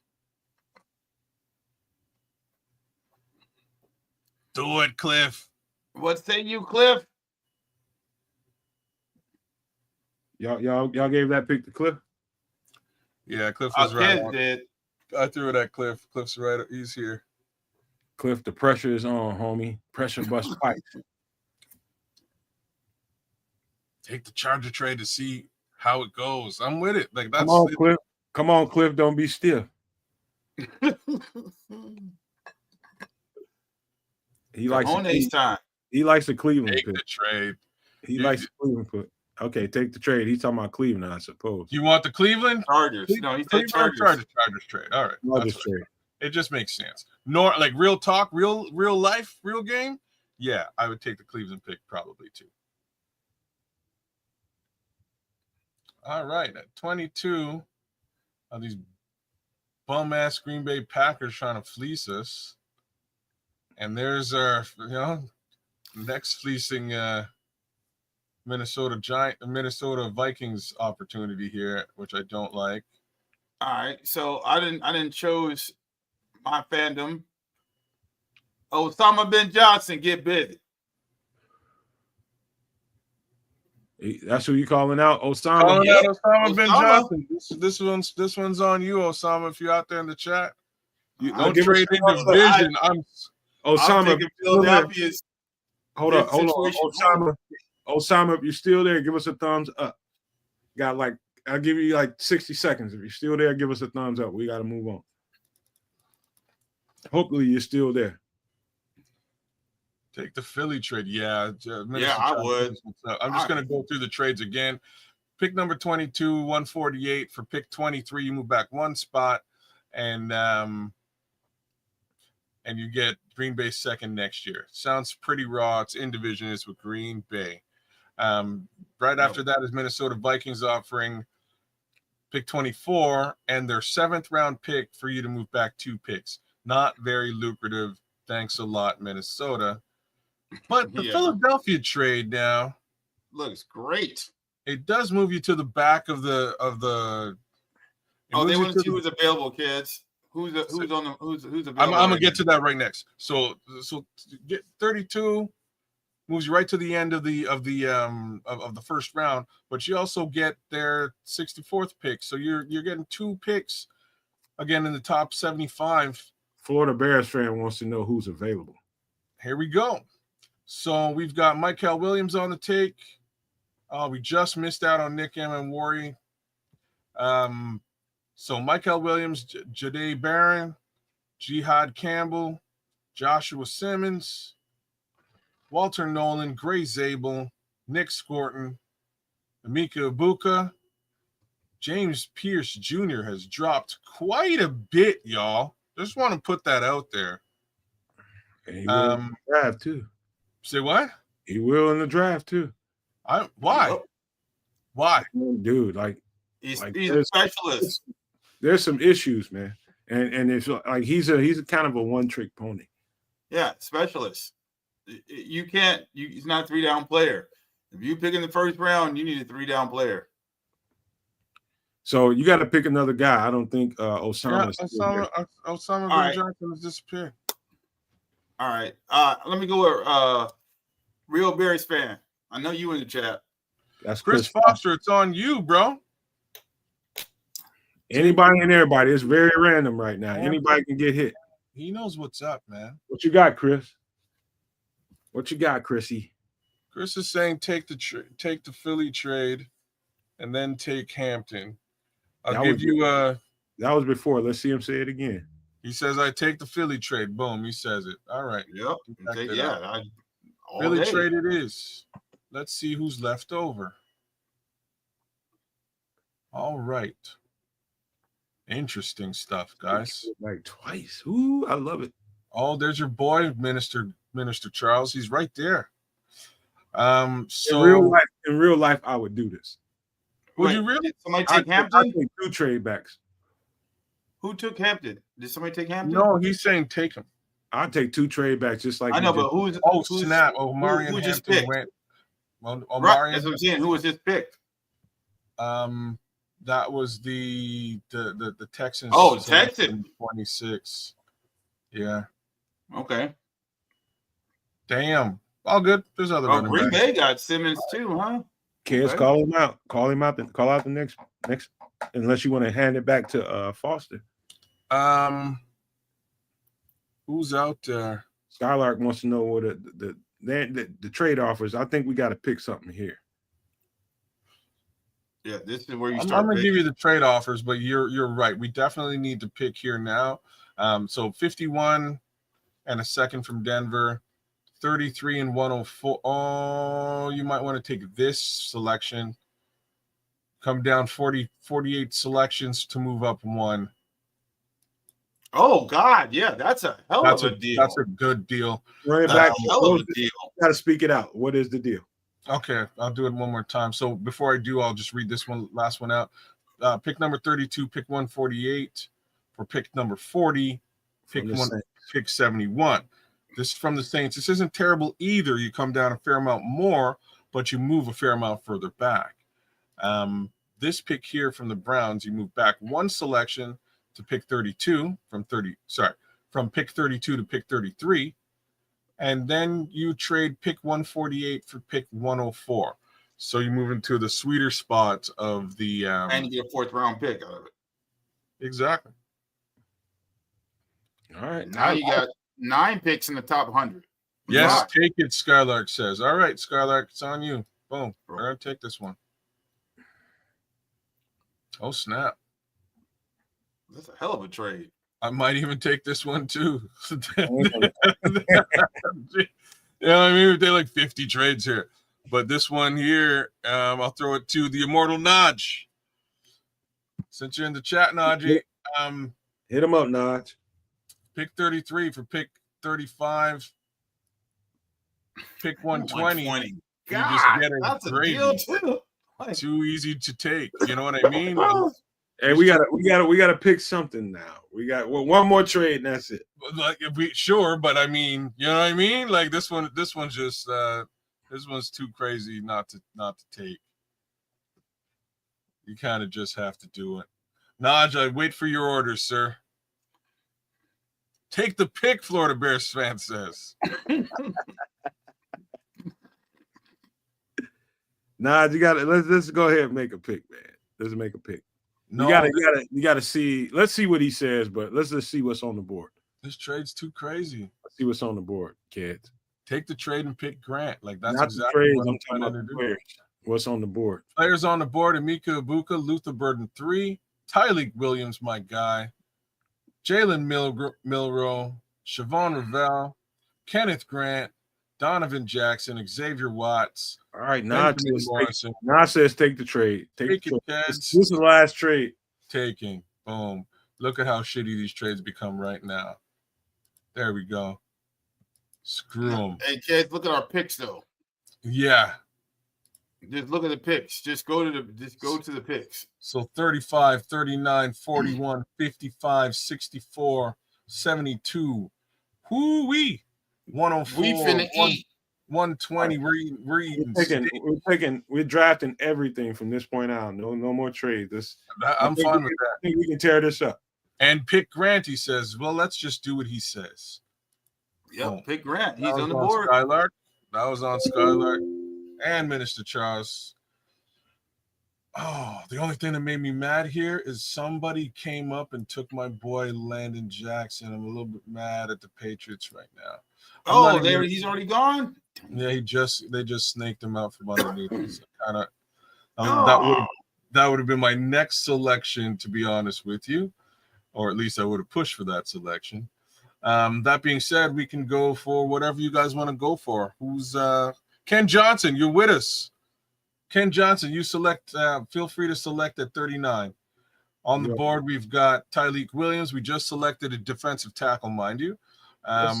Make sure let's get some new people, man. Let's see. That's why I asked for Ken Johnson. Yeah, let's get some new people that haven't been a part of the podcast. Let's just get them. Let's get them in there. All right. So Ken, Jalen Milroe, Siobhan Ravel, Xavier Watts. We could use a safety.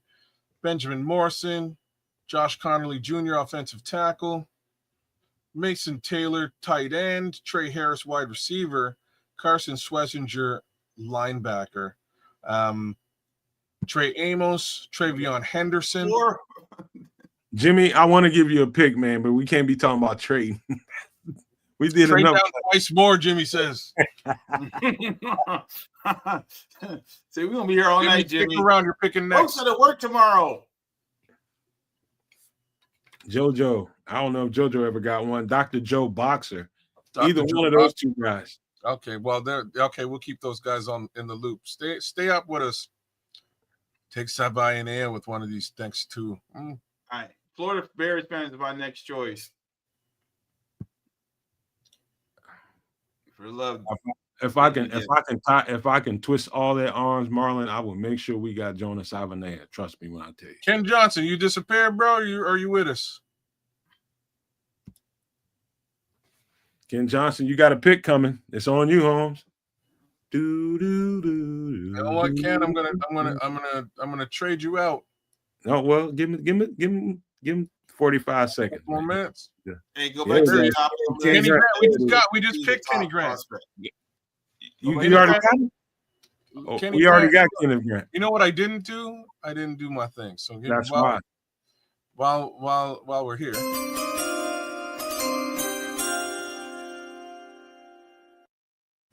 Kenneth Grant, you are a Chicago Bear. You're still on the clock, Ken Johnson. You got a pick up here. Yeah. Let's give him a quick rundown of what we got. All right. So one more time. Tyleek Williams, Jalen Milroe, Siobhan Ravel, Xavier Watts, Benjamin Morrison, Josh Connerly Jr., Trey Harris, wide receiver, Mason Taylor, tight end, Carson Schlesinger, linebacker, Trey Amos, cornerback, Travion Henderson, running back, Jalen Noel, wide receiver, Jonah Savainea, offensive guard, Wyatt Millam, offensive guard, JT Tuimoloau. I can't do it. I can't. It's too many bloody vowels in here. You're gonna stroke out trying to say that. I might. Ariante Ursary, Azariah Thomas. All right, Ken Johnson, it's on you. Come on now. We got about like 15 seconds before we got to move. Yeah, Ken, we already got Kenneth Grant. He's on the team. So any of those remaining players are available to you. Feel free. Oh, what's up? I'm just reading shit. There's a lot of Connolly fans right about now. Right now, he'd be a great selection. There's Jason Toy just busted up in this piece. Jason, what up?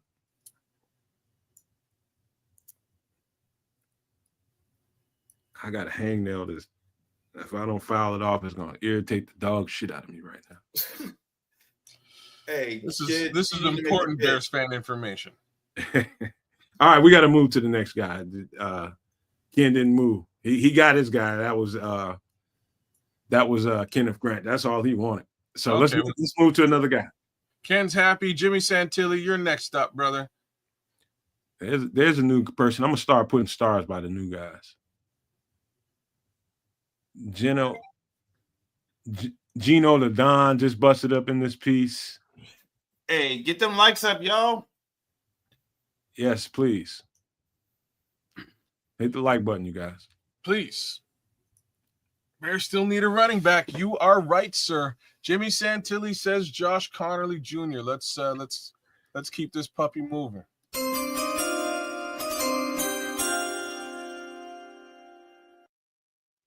The pick is in. The Bears select Josh Connerly Jr. from Oregon, tackle. Love it. Love it. All right. No trades. Right. Give Gino the Don. He just busted up. Sure, there. Gino, man, if you're with us tonight, by all means. Yeah, he got the right pick. Get Watts. Book it. Right now? That's what you want to do? He said. Give it to Gino. Give it to Gino. He said take Watts. No, he says take Watt. All right. That was easy.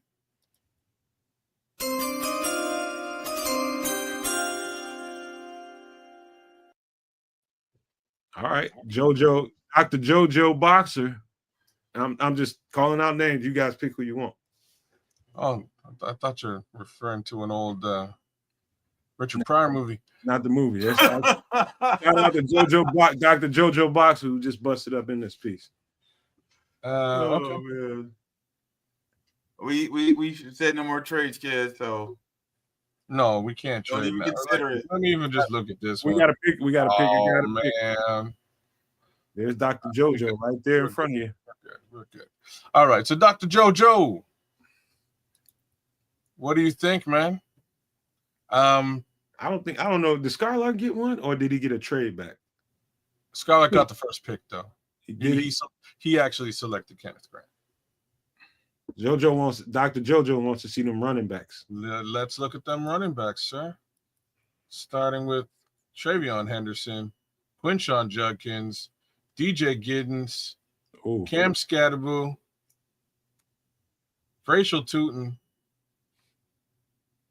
Damian Martinez, Ollie Gordon 2, Dylan Sampson. What are your thoughts, sir? I thought he said Judkins, but it was my guy, the minister. Nah, so he's getting his wrench out if somebody wants another Oregon duck. Oh. Don't do it to him, nah. Don't do it to him. All right. What do you think, Dr. JoJo? Give us a pick, JoJo. You know what, Paul? Paul's saying the most sensible stuff right now. Uh-oh. He didn't say nothing yet. He says he's judging. He's judging. All right. I thought he said Judkins. I was like, okay, then. And show him the picks so everybody knows where we stand. I bet you he did say Judkins, and autocorrect just kicked him in the butt. Hey, show the picks, though, what we got left, so everybody knows. We were at 55 right now. We're drafting. We still have 64 and 72 in the top little bit. Number 104 and 120 coming up as well. All right, I'm gonna give you Dr. JoJo. You got about like 15 seconds, man, before we gotta move. We gotta keep it fluid, dog. I bet you it was Judkins. He said Bus- Buskins. Yeah, he said Buskins. It's the same thing. He's just Is that what he's calling? You trying to say you want Quinshawn Junkins? That's what he's saying. Yeah, that's what he said. He said Buskins. Y'all gonna take that because y'all want him. Y'all want Quincy. No, that's what he said. He wrote down Buskins. He said before. He said, "What was it? Judging." Judging. Now he's got Buskins. His computer just got all type of autocorrect on. I was just with a It J. is. I think the pick is in. He's got fat fingers. I think it's Junkins, man. I think the pick is in.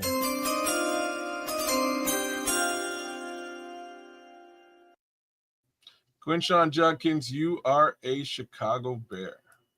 Let me take a look at the.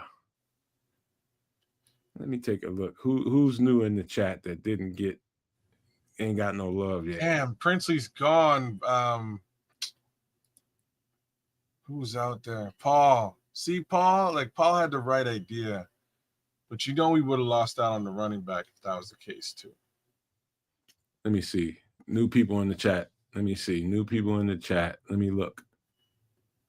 Oh, there's been so many chats in here. I don't know how we're going to get to them all. Let me see. Is Rap still there? Rap, give me a thumbs up if you're there. Let me see. We got Dr. JoJo.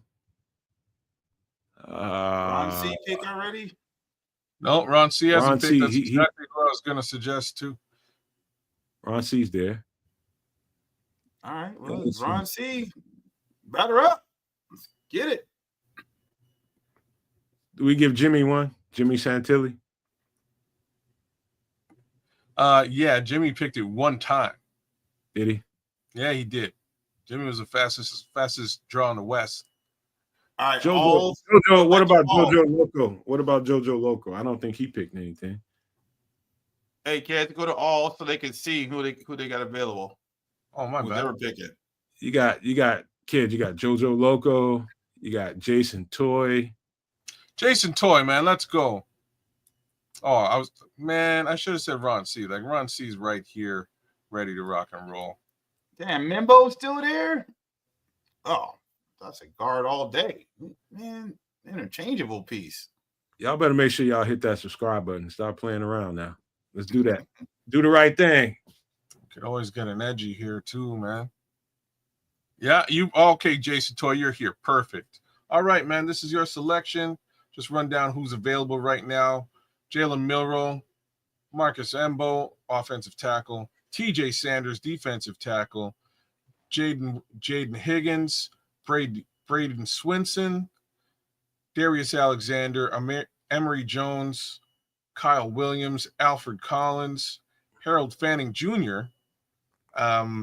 Jack Betch, Kevin Winston Jr., Ozzie Chapillo, Denzel Burke, Barrett Carter. Is there a specific? So Ken Johnson is saying he got delayed, so he still wants another crack at it. He had to move past him. He said he was delayed. Okay, well, Ken, let's get this pick off with Jason Toy. Maybe we'll give you another shot. I think Fanning is a good look. I think Embo is a good look, although we just picked an offensive tackle a little while ago. But that's all right. Just move him in. Problem is we don't have an edge. Braden Swinson's probably the top edge left over. I don't know if you the edges. There's like they're all gone. But here they are. Braden Swinson, Ashton Gelati, Josiah Stewart, Jordan Birch. Got a couple of Jordan. I got several Jordan Birches in here. Yeah, but we got a couple picks before we got to make that decision. I think right now. Who's on the clock? Jason Toy? Yeah. Jason? All right, Jason, we got like 30 seconds. I think the consensus is Harold Fanning Jr. right now. But that's just me looking at the chat. A lot of folks are saying Birch. Sawyer will be there in the fifth connect. Okay. It gets tight, y'all, don't it? When you got to pick it, it gets a little bit tight. let your butt. I'm getting Okay, called there in. it is. The pick is in. Hey, The pick is in. I got 5 minutes left, y'all. Merch.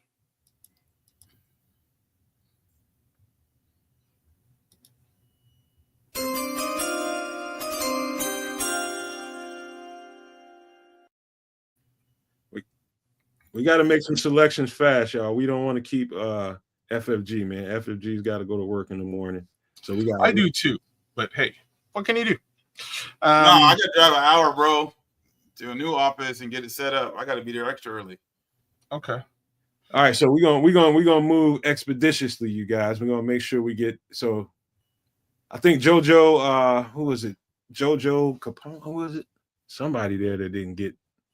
And let's give Ken Johnson another crack at it if he can hear us. Ken, if you ready, let's go ahead and make a pick, Ken. Can make a pick if you can. We're at pick number 72. Harold Fanning Jr. still on the clock. We've got Darius Alexander, Emory Jones, Alfred Collins, Jack Betch, Kevin Winston Jr., Ozzie Trapillo, Denzel Burke. Nomad, take a peek at all this. I will be right back momentarily. So Darius Alexander is a good pickup. Emory Jones is another good pickup. This like you almost can't go wrong here with the guys he left on the board here. That's Darius Alexander, D tackle out of Toledo, Emory Jones, offensive tackle out of LSU, Alfred Collins, defensive tackle out of Texas, Harold Fanning Jr., another popular guy, tight end out of Bowling Green, Jack Besh, who I was just super impressed with, receiver out of TCU, and Kevin Winston Jr., safety out of Penn State. And so let me see. Who's on the clock again, FFG? I think it's Ken Johnson. It was Joe. I think it's Ken Johnson, but he hadn't said anything yet. He's still probably on a delay. And so what are we going to do? Jimmy, White Ghost, somebody. Make a pick. How about this? Okay, Winston is the pick. So we got to wait till kids get back. That is the pick. Ken Johnson got his pick in. Safety, Kevin Winston. You know what, Ken Johnson? Maybe we need to look at the board again. Right, because we already got. Do we get Xavier Watt? Yeah, we got a safety. We got a safety. Run it again, Ken Johnson. What's your next favorite player? Because we got Xavier Watt.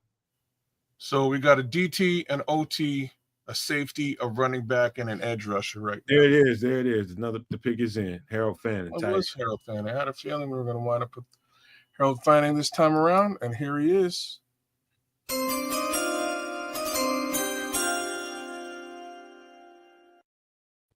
Boom. Harold Fanning Jr., you're a Chicago Bear. Broski Bear just busted up in here and giving a shout out to kids. You want to give him a pick? Hey, Broski, you want to pick, man? You pick at 102. Why not? Just came in. White Ghost will try and get you in next, I think. Yeah, White Ghost hasn't got one. No, I don't think he has. You can give him this one and give Broski the next one. Ghost has been here a while. That's pretty crazy, but we'll leave that alone. Enough trades for one night. Yo, you got some good bodies on this situation for this pick here. So Latham Ransom safety, we did select a safety already. Tej Johnson, pretty solid wide receiver. Deion Walker, just a massive piece of humanity. Put that on the defensive line. FFG, if you can give us a few more minutes, we'll close this thing out with you, right? If you don't. Oh no, I'm rolling. All right, we'll get it right. Terrace Ferguson, tight end. Kyle Kennard, edge rusher. Torrey Horton, wide receiver. Josh Farmer. There's somebody I want to get to as I'm reading these out. Zai Alexander. Broski wants to know what we got all right so far. Okay, there you go, Broski. So far, we've picked Kenneth Grant, defensive tackle, Josh Connerly Jr., offensive tackle, Xavier Watts, safety, Quinshawn Judkins, running back, Jordan Birch, edge rusher, Harold Fanning Jr., tight end. That's pretty good. It's pretty good. So the one person I did want to bring up here is... It's the offensive line looking like. Where the heck are you? Did somebody select you already? Early? Yeah, it looks like. If I can avoid being a draft influencer, so can you kids. Man, I got it. How can I don't know if I can do that without running the draft. I mean, I love what Marlon Johnson. The draft. I love Ashton Gelotti right here. I love Ashton Gelotti right here, but I'm avoiding saying right that. Here. We just got an edge two picks ago. Hell, yeah. He's gone. You're just making shit up. Oh man, where did he go? All right, Broski said he wants to look at offensive center. Damn. Okay. You ever heard of that guy? What's his name? And we just got. He's 26 years old. Yes, he is. His name is Drew Dahlman. There's Savion Williams. Savion Williams went at 85. He's been jumping up. People know. Whoops. We must have been talking too loud here at the Nomad Network. Seth McLaughlin, Jonah Monheim. Figures in. Give him what he asked for. Jake Majors out of Texas, I believe. Ooh-wee. Give him his pick. I'm gonna.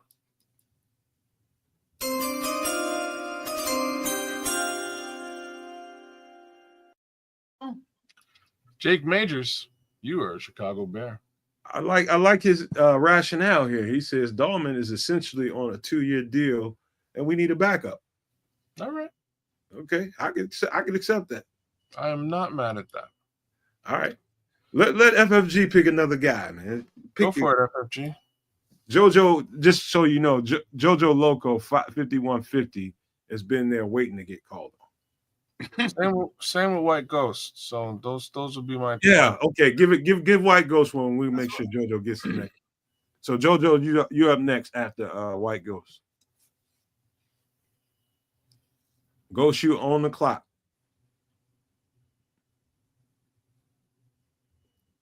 Hit the like button, like Jason Toy says, you guys.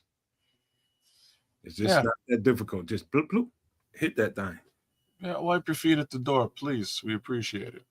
Right. We only got 4 likes and wait a minute, 8 picks already. That's ridiculous, man. You guys ain't hit the like button? What's wrong with y'all? What is that thing got to get herpes on it? The hell wrong with y'all? Hit the like button. Show wide receivers. Okay, White Ghost has got a question. Do I have to take one of those guys? You take whoever you want, White Ghost. If you want to see the list, if you're specific about who you want to see, what group of guys you want to see. Yeah. Is there a position you want, White Ghost? No, Savion Williams is gone, bro. That's what I was trying to do. I was trying to do a little bit of influencing here. Influencing. Need me a right tackle, he says. All right, let's take a peek. Boom. Oh, there's Anthony Belton right there, but he's more of a left. Ooh, Belton's still there? Yeah, Belton is somehow still here. Holy Jalen Travis is pretty good too. So is Jalen Rivers. Holland Pierce is still here. Oh, there's a pick. Right. That's what I'm talking about, Ghost. But where's he at? He's there, D tackle. Oh, DT. D tackle. You got to get an opposite tackles. All right, here we go.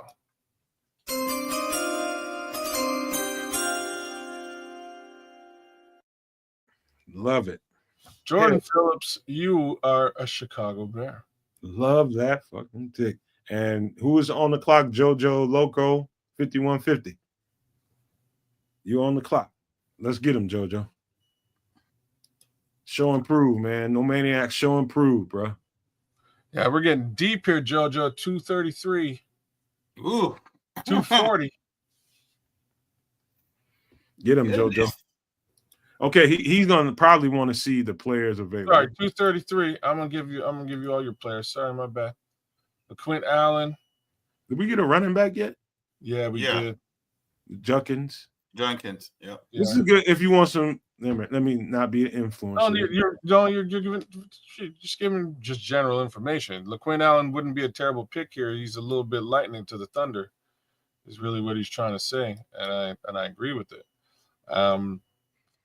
Cale Mullings, Patrick Jenkins, Jaquavius Marks, Jackson Hawes, Curtis Rourke, Antwain Wells Jr., Phil Maffa. Phil Maffa is more of a bruiser than anything else. Yep. Shout out to Derek Guy for grabbing a super sticker. Respect, Derek. Derek, you my guy. Derek. Derek, you my guy. Colin Oliver, Jamari Harris, Trevor Etienne, Isis Waxter. Oh, there it is. He wants his guy. He's got it out. D-Waki. That's a defensive tackle. Deion Walker.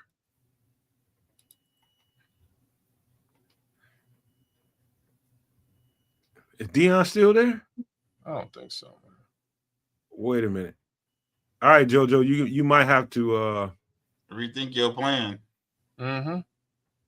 Deion is not there. He gone. He gone. He's gone.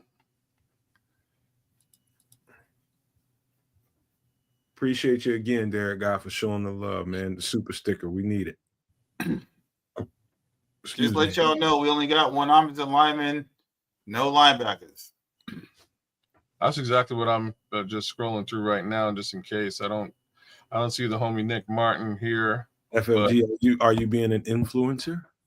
No, I'm just I'm putting what we've already picked and what we haven't picked. It's hard for me to watch these guys. Don't need. Nick Martin's gone, Minister Charles. That's just what I was looking for, man. Oh, I'm looking at CB. I was listening to one of the early shows we did, one of the earlier mock drafts we did that I wasn't picking, and boy, I was a bulldog. I mean, I had to back off. I was just like, let these people make these picks, man, and shut up. That's what I was saying to myself while I was watching the show. So who's running this pick here? JoJo? JoJo Loco 5150. That's right. Give me something, JoJo. Give me something in 15, 20 seconds. Yeah, you only got one pick after this. Skylark wants to see receivers. That's one thing we haven't done, huh? That's right. Nope. Antoine Wells Jr. Some good pieces. Lambert Swift. Brew McCoy. JoJo, you still with us?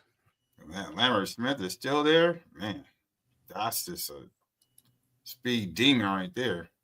Remember doing him on the show that night? Yes, sir. They just killed me. I was like, God. That dude was no joke. KLS, boy. People don't know KLS was at was it Georgia or Alabama first, but it was just so much talent that he's just like, I gotta go somewhere else so I can get some shine. And he went to Auburn and got it in. But he 4.29 speed. Get Derek Guy. Let's put Derek Guy on the clock. Derek, man, you're on the clock, Derek. Clock. Oh, D Walker. He came back to D Walker again. The same dude. He gone. We gotta hand it to Derek Guy. Derek Guy, you own the clock. I'm sorry, JoJo. Yeah, JoJo. We'll get you the next one. He wants to rock. Walker's gone, bro. You on the clock, D Guy. JoJo, we'll get you the next one after this. And if Derek Guy doesn't get a receiver, you can get you a receiver. But Derek Guy, you on the clock. Oh, he says Dirk, wide receiver, Florida. Oh, yeah. He's talking about what is that guy? He's a possession receiver. Remember we did him? That was probably third. He's a possession receiver, though. Yeah. Number 17. That's damn, I can't think. He's gone though. He's gone too. Derek wants to see the board. So go back to the top. All. I think he wants to see all. You picking some good dudes. They just already been picked. You got to pay attention. Not moving. Hey, that's one thing, kids. Because we had so many picks in between, 100 and like 200, like a whole lot of folks went, and we didn't see. What we got? We got another pick after this one. I'm pretty sure. Yeah, we still got 140. Yeah, we still got 240. Yeah. All right, so you got JoJo. You'll get a chance after Derek Guy gets this one. Skylark likes Andrew Armstrong. I remember doing him midway through the offseason. Specific position, Derek. I know Derek knows this shit too. Andrew Armstrong, he's got some T. Higgins traits to him.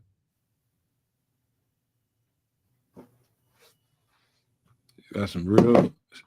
I know what you're seeing, Skylark. Trust me when I tell you. Got a lot of, wasn't that long ago, people were like, we need to make a trade for T. Higgins. No, you don't. Not when you got guys like this in the draft. He wants to see receiver. Derek wants to see receiver. So let's just narrow it down to that. He's asking his Franklin. I'll tell you another slept-on guy, and we did him. Go back to the top. Yeah, Zakari Franklin is still here. Go back to the top, kids. I'll tell you another slept-on guy in this little group here. Elijah Badger is tough as shit from Florida. Yeah, Cliff, I can. Elijah Badger? Yeah, he's right here.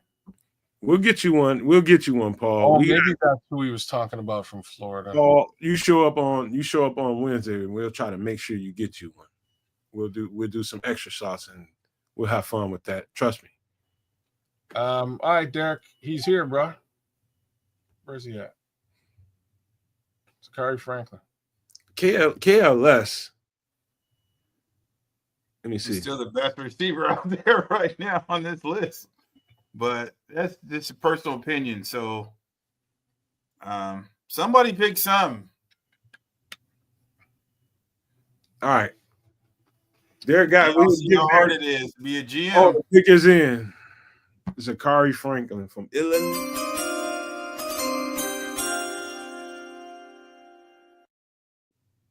Oh.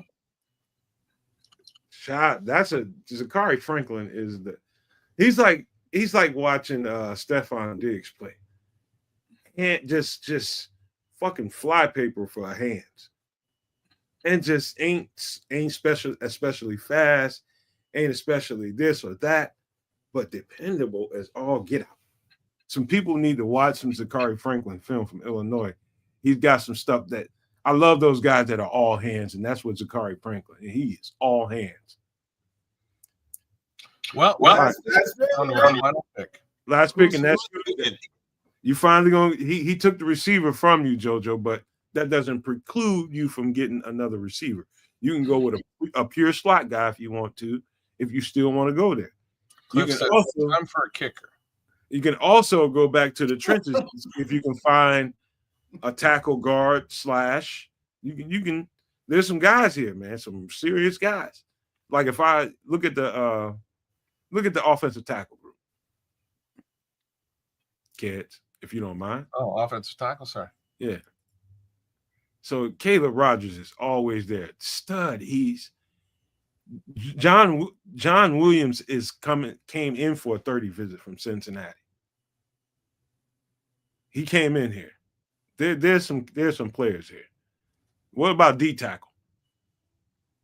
You can't go wrong drafting in the trenches. We already have 2 Ds. Not 2 D tackles. For my money, I would get another backup offensive lineman that you can groom. Let Dan Rochard get to work. Did we ever get a linebacker? What about an edge rusher? What did the edges look like? What did the linebackers look like? Ooh. I just don't. Ooh. Sorrell still there? Ooh. There's some nice pieces there. What about linebacker? Oh, nice. Yeah, Dr. Woodard from UNLV is no joke. Man. That kid he's like a smaller, he's bigger, but he's the linebacker version of all right, Gordon. I'll tell you what. Let's look at one more position, that's running back. Let's see what kind of speed backs are there. This pick, I don't think you can just scroll down just a little bit. Slow down. Etienne is the fastest. Like as much as I like Trevor Etienne, and I do it, to me, it'll be a toss-up between Trevor Etienne and Marks from USC, in my opinion. In my opinion.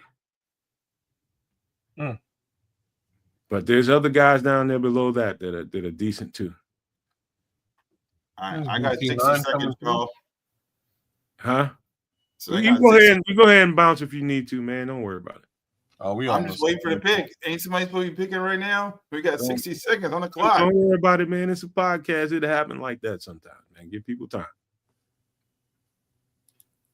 All right, I'm gonna give you guys 15 seconds, and I'm gonna make the pick. How about that? 15 seconds, and I'm gonna make the pick, and we're gonna finish this thing up. So, JoJo, you got 15. Skylark likes Marks. All right. And the pick is, let's get Marks from USC, man. Let's grab him.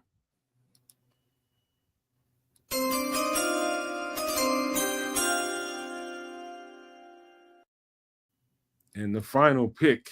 Boom. Chicago Bears draft. Kid, you take it from here, man. Let's just go ahead and read it out. We can close this thing up. Absolutely. Your 2025 Chicago Bears draft or mock draft is starting with pick number 35. After a series of trades, Kenneth Grant, defensive tackle, Michigan. You are a Chicago Bear. As is Josh Connerly Jr., offensive tackle, Oregon. Xavier Watts, safety, Notre Dame. Quinshawn Judkins, running back, Ohio State. Jordan Birch, edge rusher, Oregon. Harold Fanning Jr., tight end, Bowling Green. Jake Majors, offensive center, Texas. Jordan Phillips, defensive tackle, Maryland. Zachary Franklin, wide receiver, Illinois. And Jaquavius Marks, running back, USC. You also scored a second rounder from the Chargers, a third rounder from Philadelphia, and a fourth rounder from the Chargers. Not too shabby, y'all. I like the draft, man. I do. I like more than anything. I love letting you guys get involved, and I know these guys love that too, man. Just having everybody as a part of everything we're doing, it's all fun, man. And I actually like the results. I'm looking at it here. I'm just like, okay, I can't find really nothing to complain about other than maybe I did a little bit more on the offensive line. That's about it. That's just me. But, I ain't going to turn into the holy preacher up in here. This was you guys' draft. And thank FFG and kids for being patient with it, man. I know we've done this stuff to death. And I know it's probably starting to get a little bit tired. But we got one. Go ahead. I'm just saying we got one more to go. Right, one more to go on Wednesday, and then these are all done because these the NFL draft is right around the corner. Yeah, it really is, man. And let's just, before we get carried away any further, man, these guys got to get up and go to work in the morning. Let's just, if you don't mind taking this down and saving it, if you don't mind, and what we'll do is pass it to my guy in Canada for some pleasantries before we get ready to get up out of here, man. We've been here over 2 hours now, man, on an Easter Sunday, man. We've done our due diligence with you guys. Hopefully you guys hit the subscribe button, the like button, and do all that stuff. All right, so I'm going to start with this. By all means, check me out on my side of the fence, Ked's a Canuck, right here on YouTube. We are multicasting once again. I will say that I've been getting a fair share of likes there. I got more likes than these guys got. So do wipe your feet at the door on your way out and make sure that you get the likes up right here on the Nomad Network as well as on my channel. I just wanted to rub that in for Nomad before we close out. In any event, I want to give a whole Hey kid, you ever seen that episode of Martin? And that big dude there for the flow. No, that dude that was acting all gay talking about you so almondy.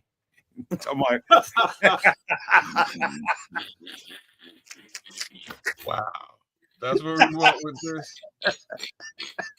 Oh man. Oh, I got nothing for this here. What's going on, almond? If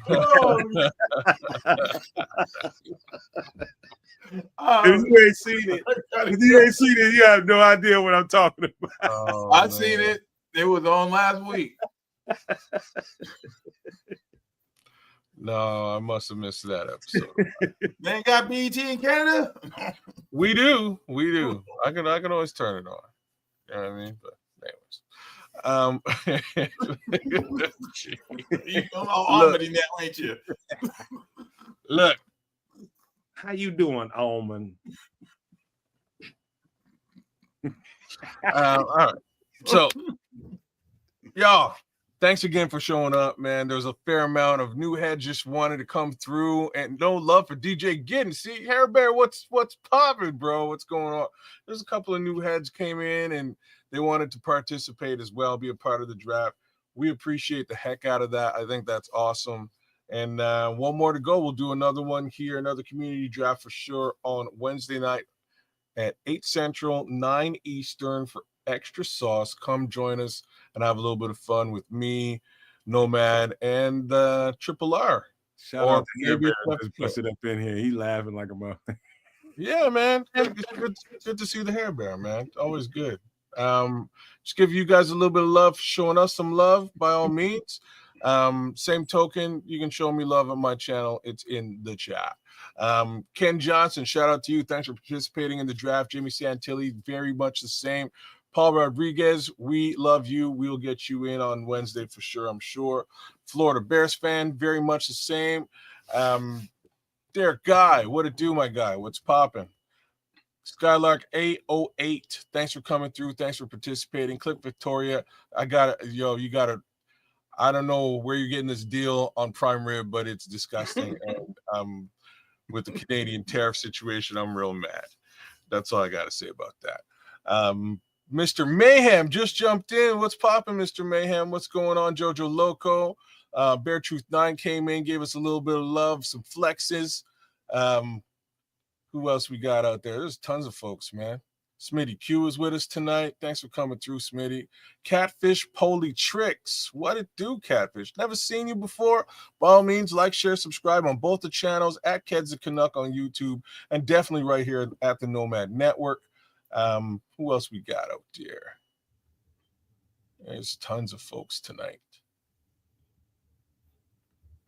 It was kind of cool, actually, you know? Just having some new heads in the building. It's always good. Marlon Johnson, shout out to you and the good minister Charles Johnson. He is a supernomaniac, and you should be as well. White Ghost, what it do, White Ghost? Good to see you, sir. Tried to get you in, but things kind of went sideways. Same with Ken Johnson, but we'll get you guys both straight there next time. Paul Rodriguez is screaming CJ West. I'm with it too, though. Jason Toy, thanks for coming through. Thanks for participating in the draft.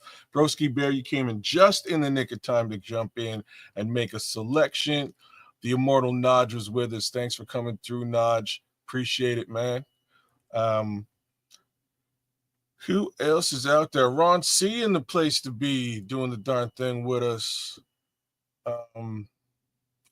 Chris Foster. Chris Foster got an early selection, as did Skylark A08.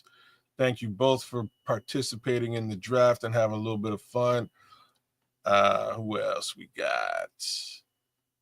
Definitely said Ken. Oh, Dr. Jojo Bear, not to be confused with Jojo Dancer.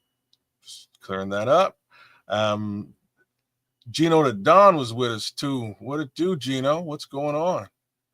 Thanks for coming through. Thanks for spending some time with us here at the Nomad Network. Like I say, like, share, and subscribe. Get them likes up, please. Get them subscriptions up, please.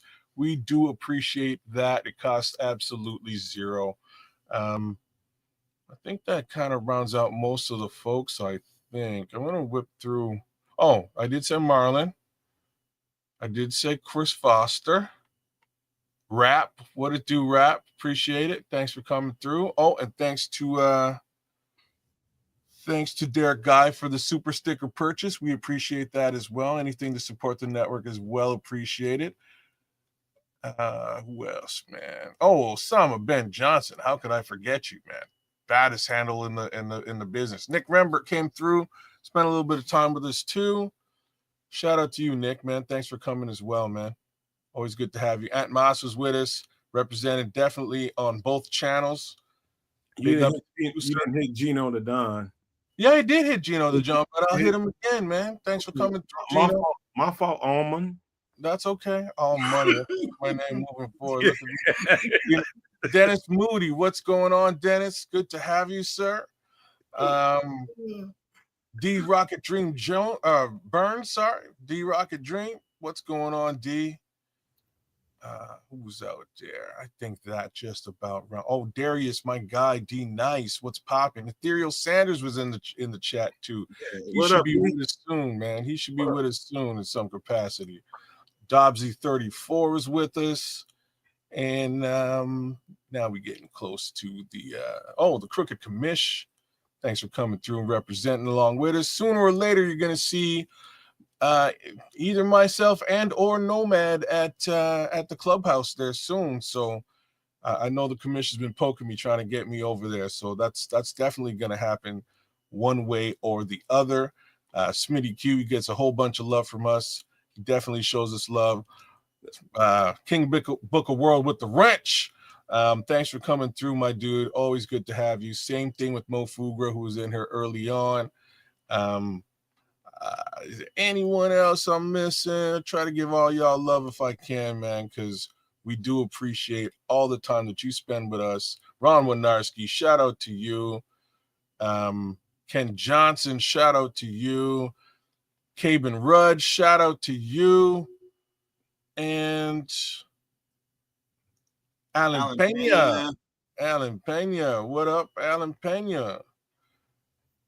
Trapper Keeper, Mr. Trapper. Yeah, man, Miss Trapper. And that should do it, man. I think that rounds it out for the whole crew. Hey, man, big appreciation, big love. Thanks for coming through. Thanks for spending some time with us. We enjoyed the draft. Hopefully you guys did as well. And throw it down to my guy, FFG. What's up, sir? I just want to thank everybody for spending some quality time with us on a Easter Sunday night. You know, I hope they enjoyed their family, the meals, you know, the draft, the conversation. It's always a fun time when I'm here with y'all. Love to chop it up, have a great time. And I'm appreciative of everybody in the chat, everybody on the network, because it's always special time for me to enjoy just talking about what we love, and it's the Bears. So, and it's coming up on the best time of the year where we really get to speculate and talk some smack and see what, curse out the TV, because we don't know what they're going to do. So it's going to be one of them weeks. And hopefully we all are appreciative of what actually transpires. You know what I'm saying? And we ain't got too much negative to say. Hopefully the team that's being built currently is going to make us all proud and happy. That's all I can wish for on an Easter Sunday, Hope the Lord is with us starting Thursday. You know what I'm saying? Whoever you pray to. Shout out to Derek Guy. He says, no other channel showed this much love to the subs.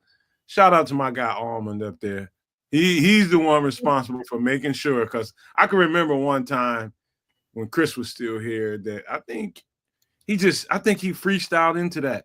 And after the show, we was just like, you know what, kids, you should keep doing that, man. Make sure you try to touch everybody that was involved in the conversation. And that's what he did. And he just shout out the kids for making sure that happened, man. He does that. That's the Canuck over there. Make sure you shout out to don't shout him out. Go over there and hit the damn subscribe button. Hit up my channel. Give me a little bit of love. Give me a like and a share and a subscribe, and do the same thing right here before you leave. Don't be shouting out nothing. Give him a shout out and hit the subscribe button, please. We're asking. We're not telling. Oh, and comment too. Why not? Do all that, man. Make sure you show the same love over there. And shout out to FFG. I called him an hour and a half before the show, and he was willing on this Easter Sunday to come in here and be involved in the conversation and be a part of the show. He's got stuff. Everybody's got stuff going on.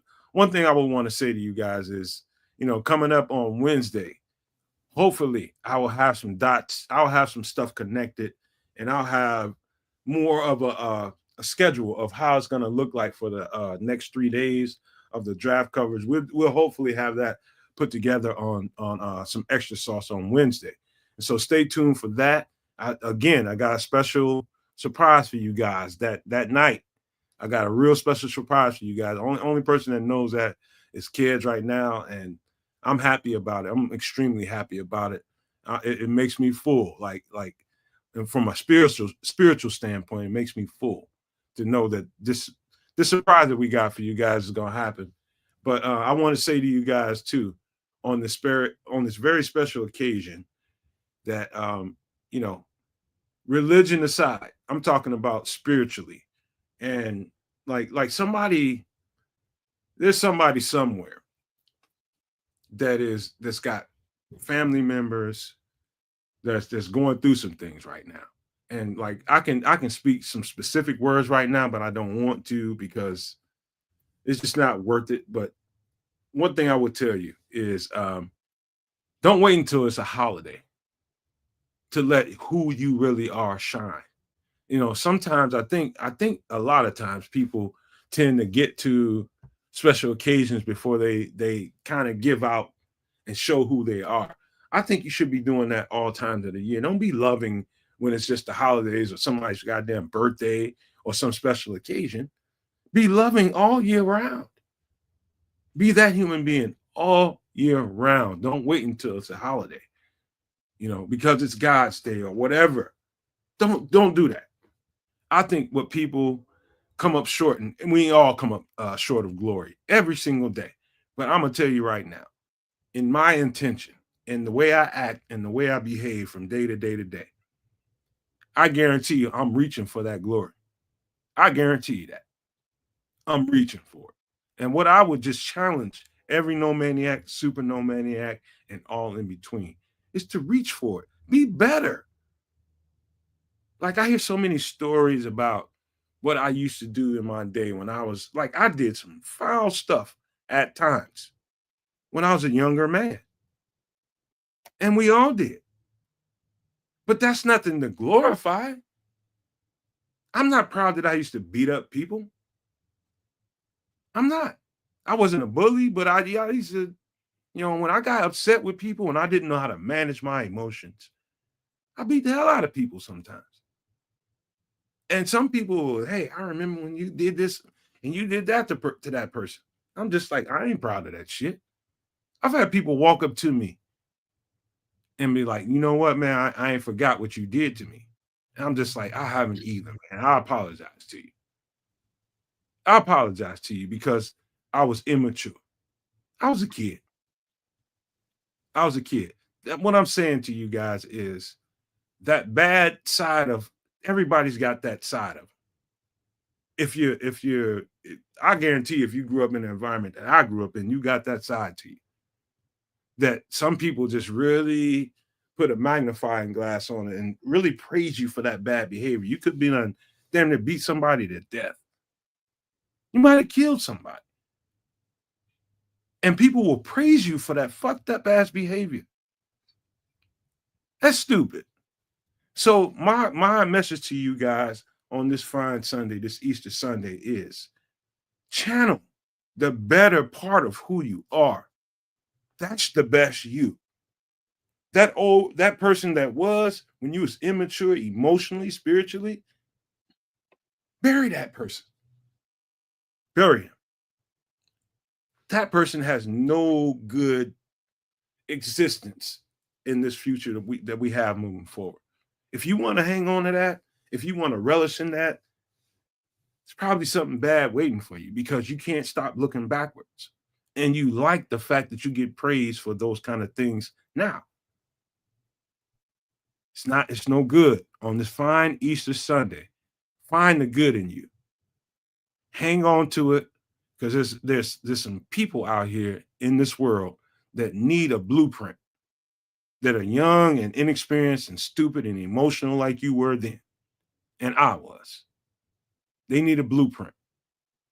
Because we all, like, if you lived a long enough life or just enough life, you the blueprint of what not to fucking do.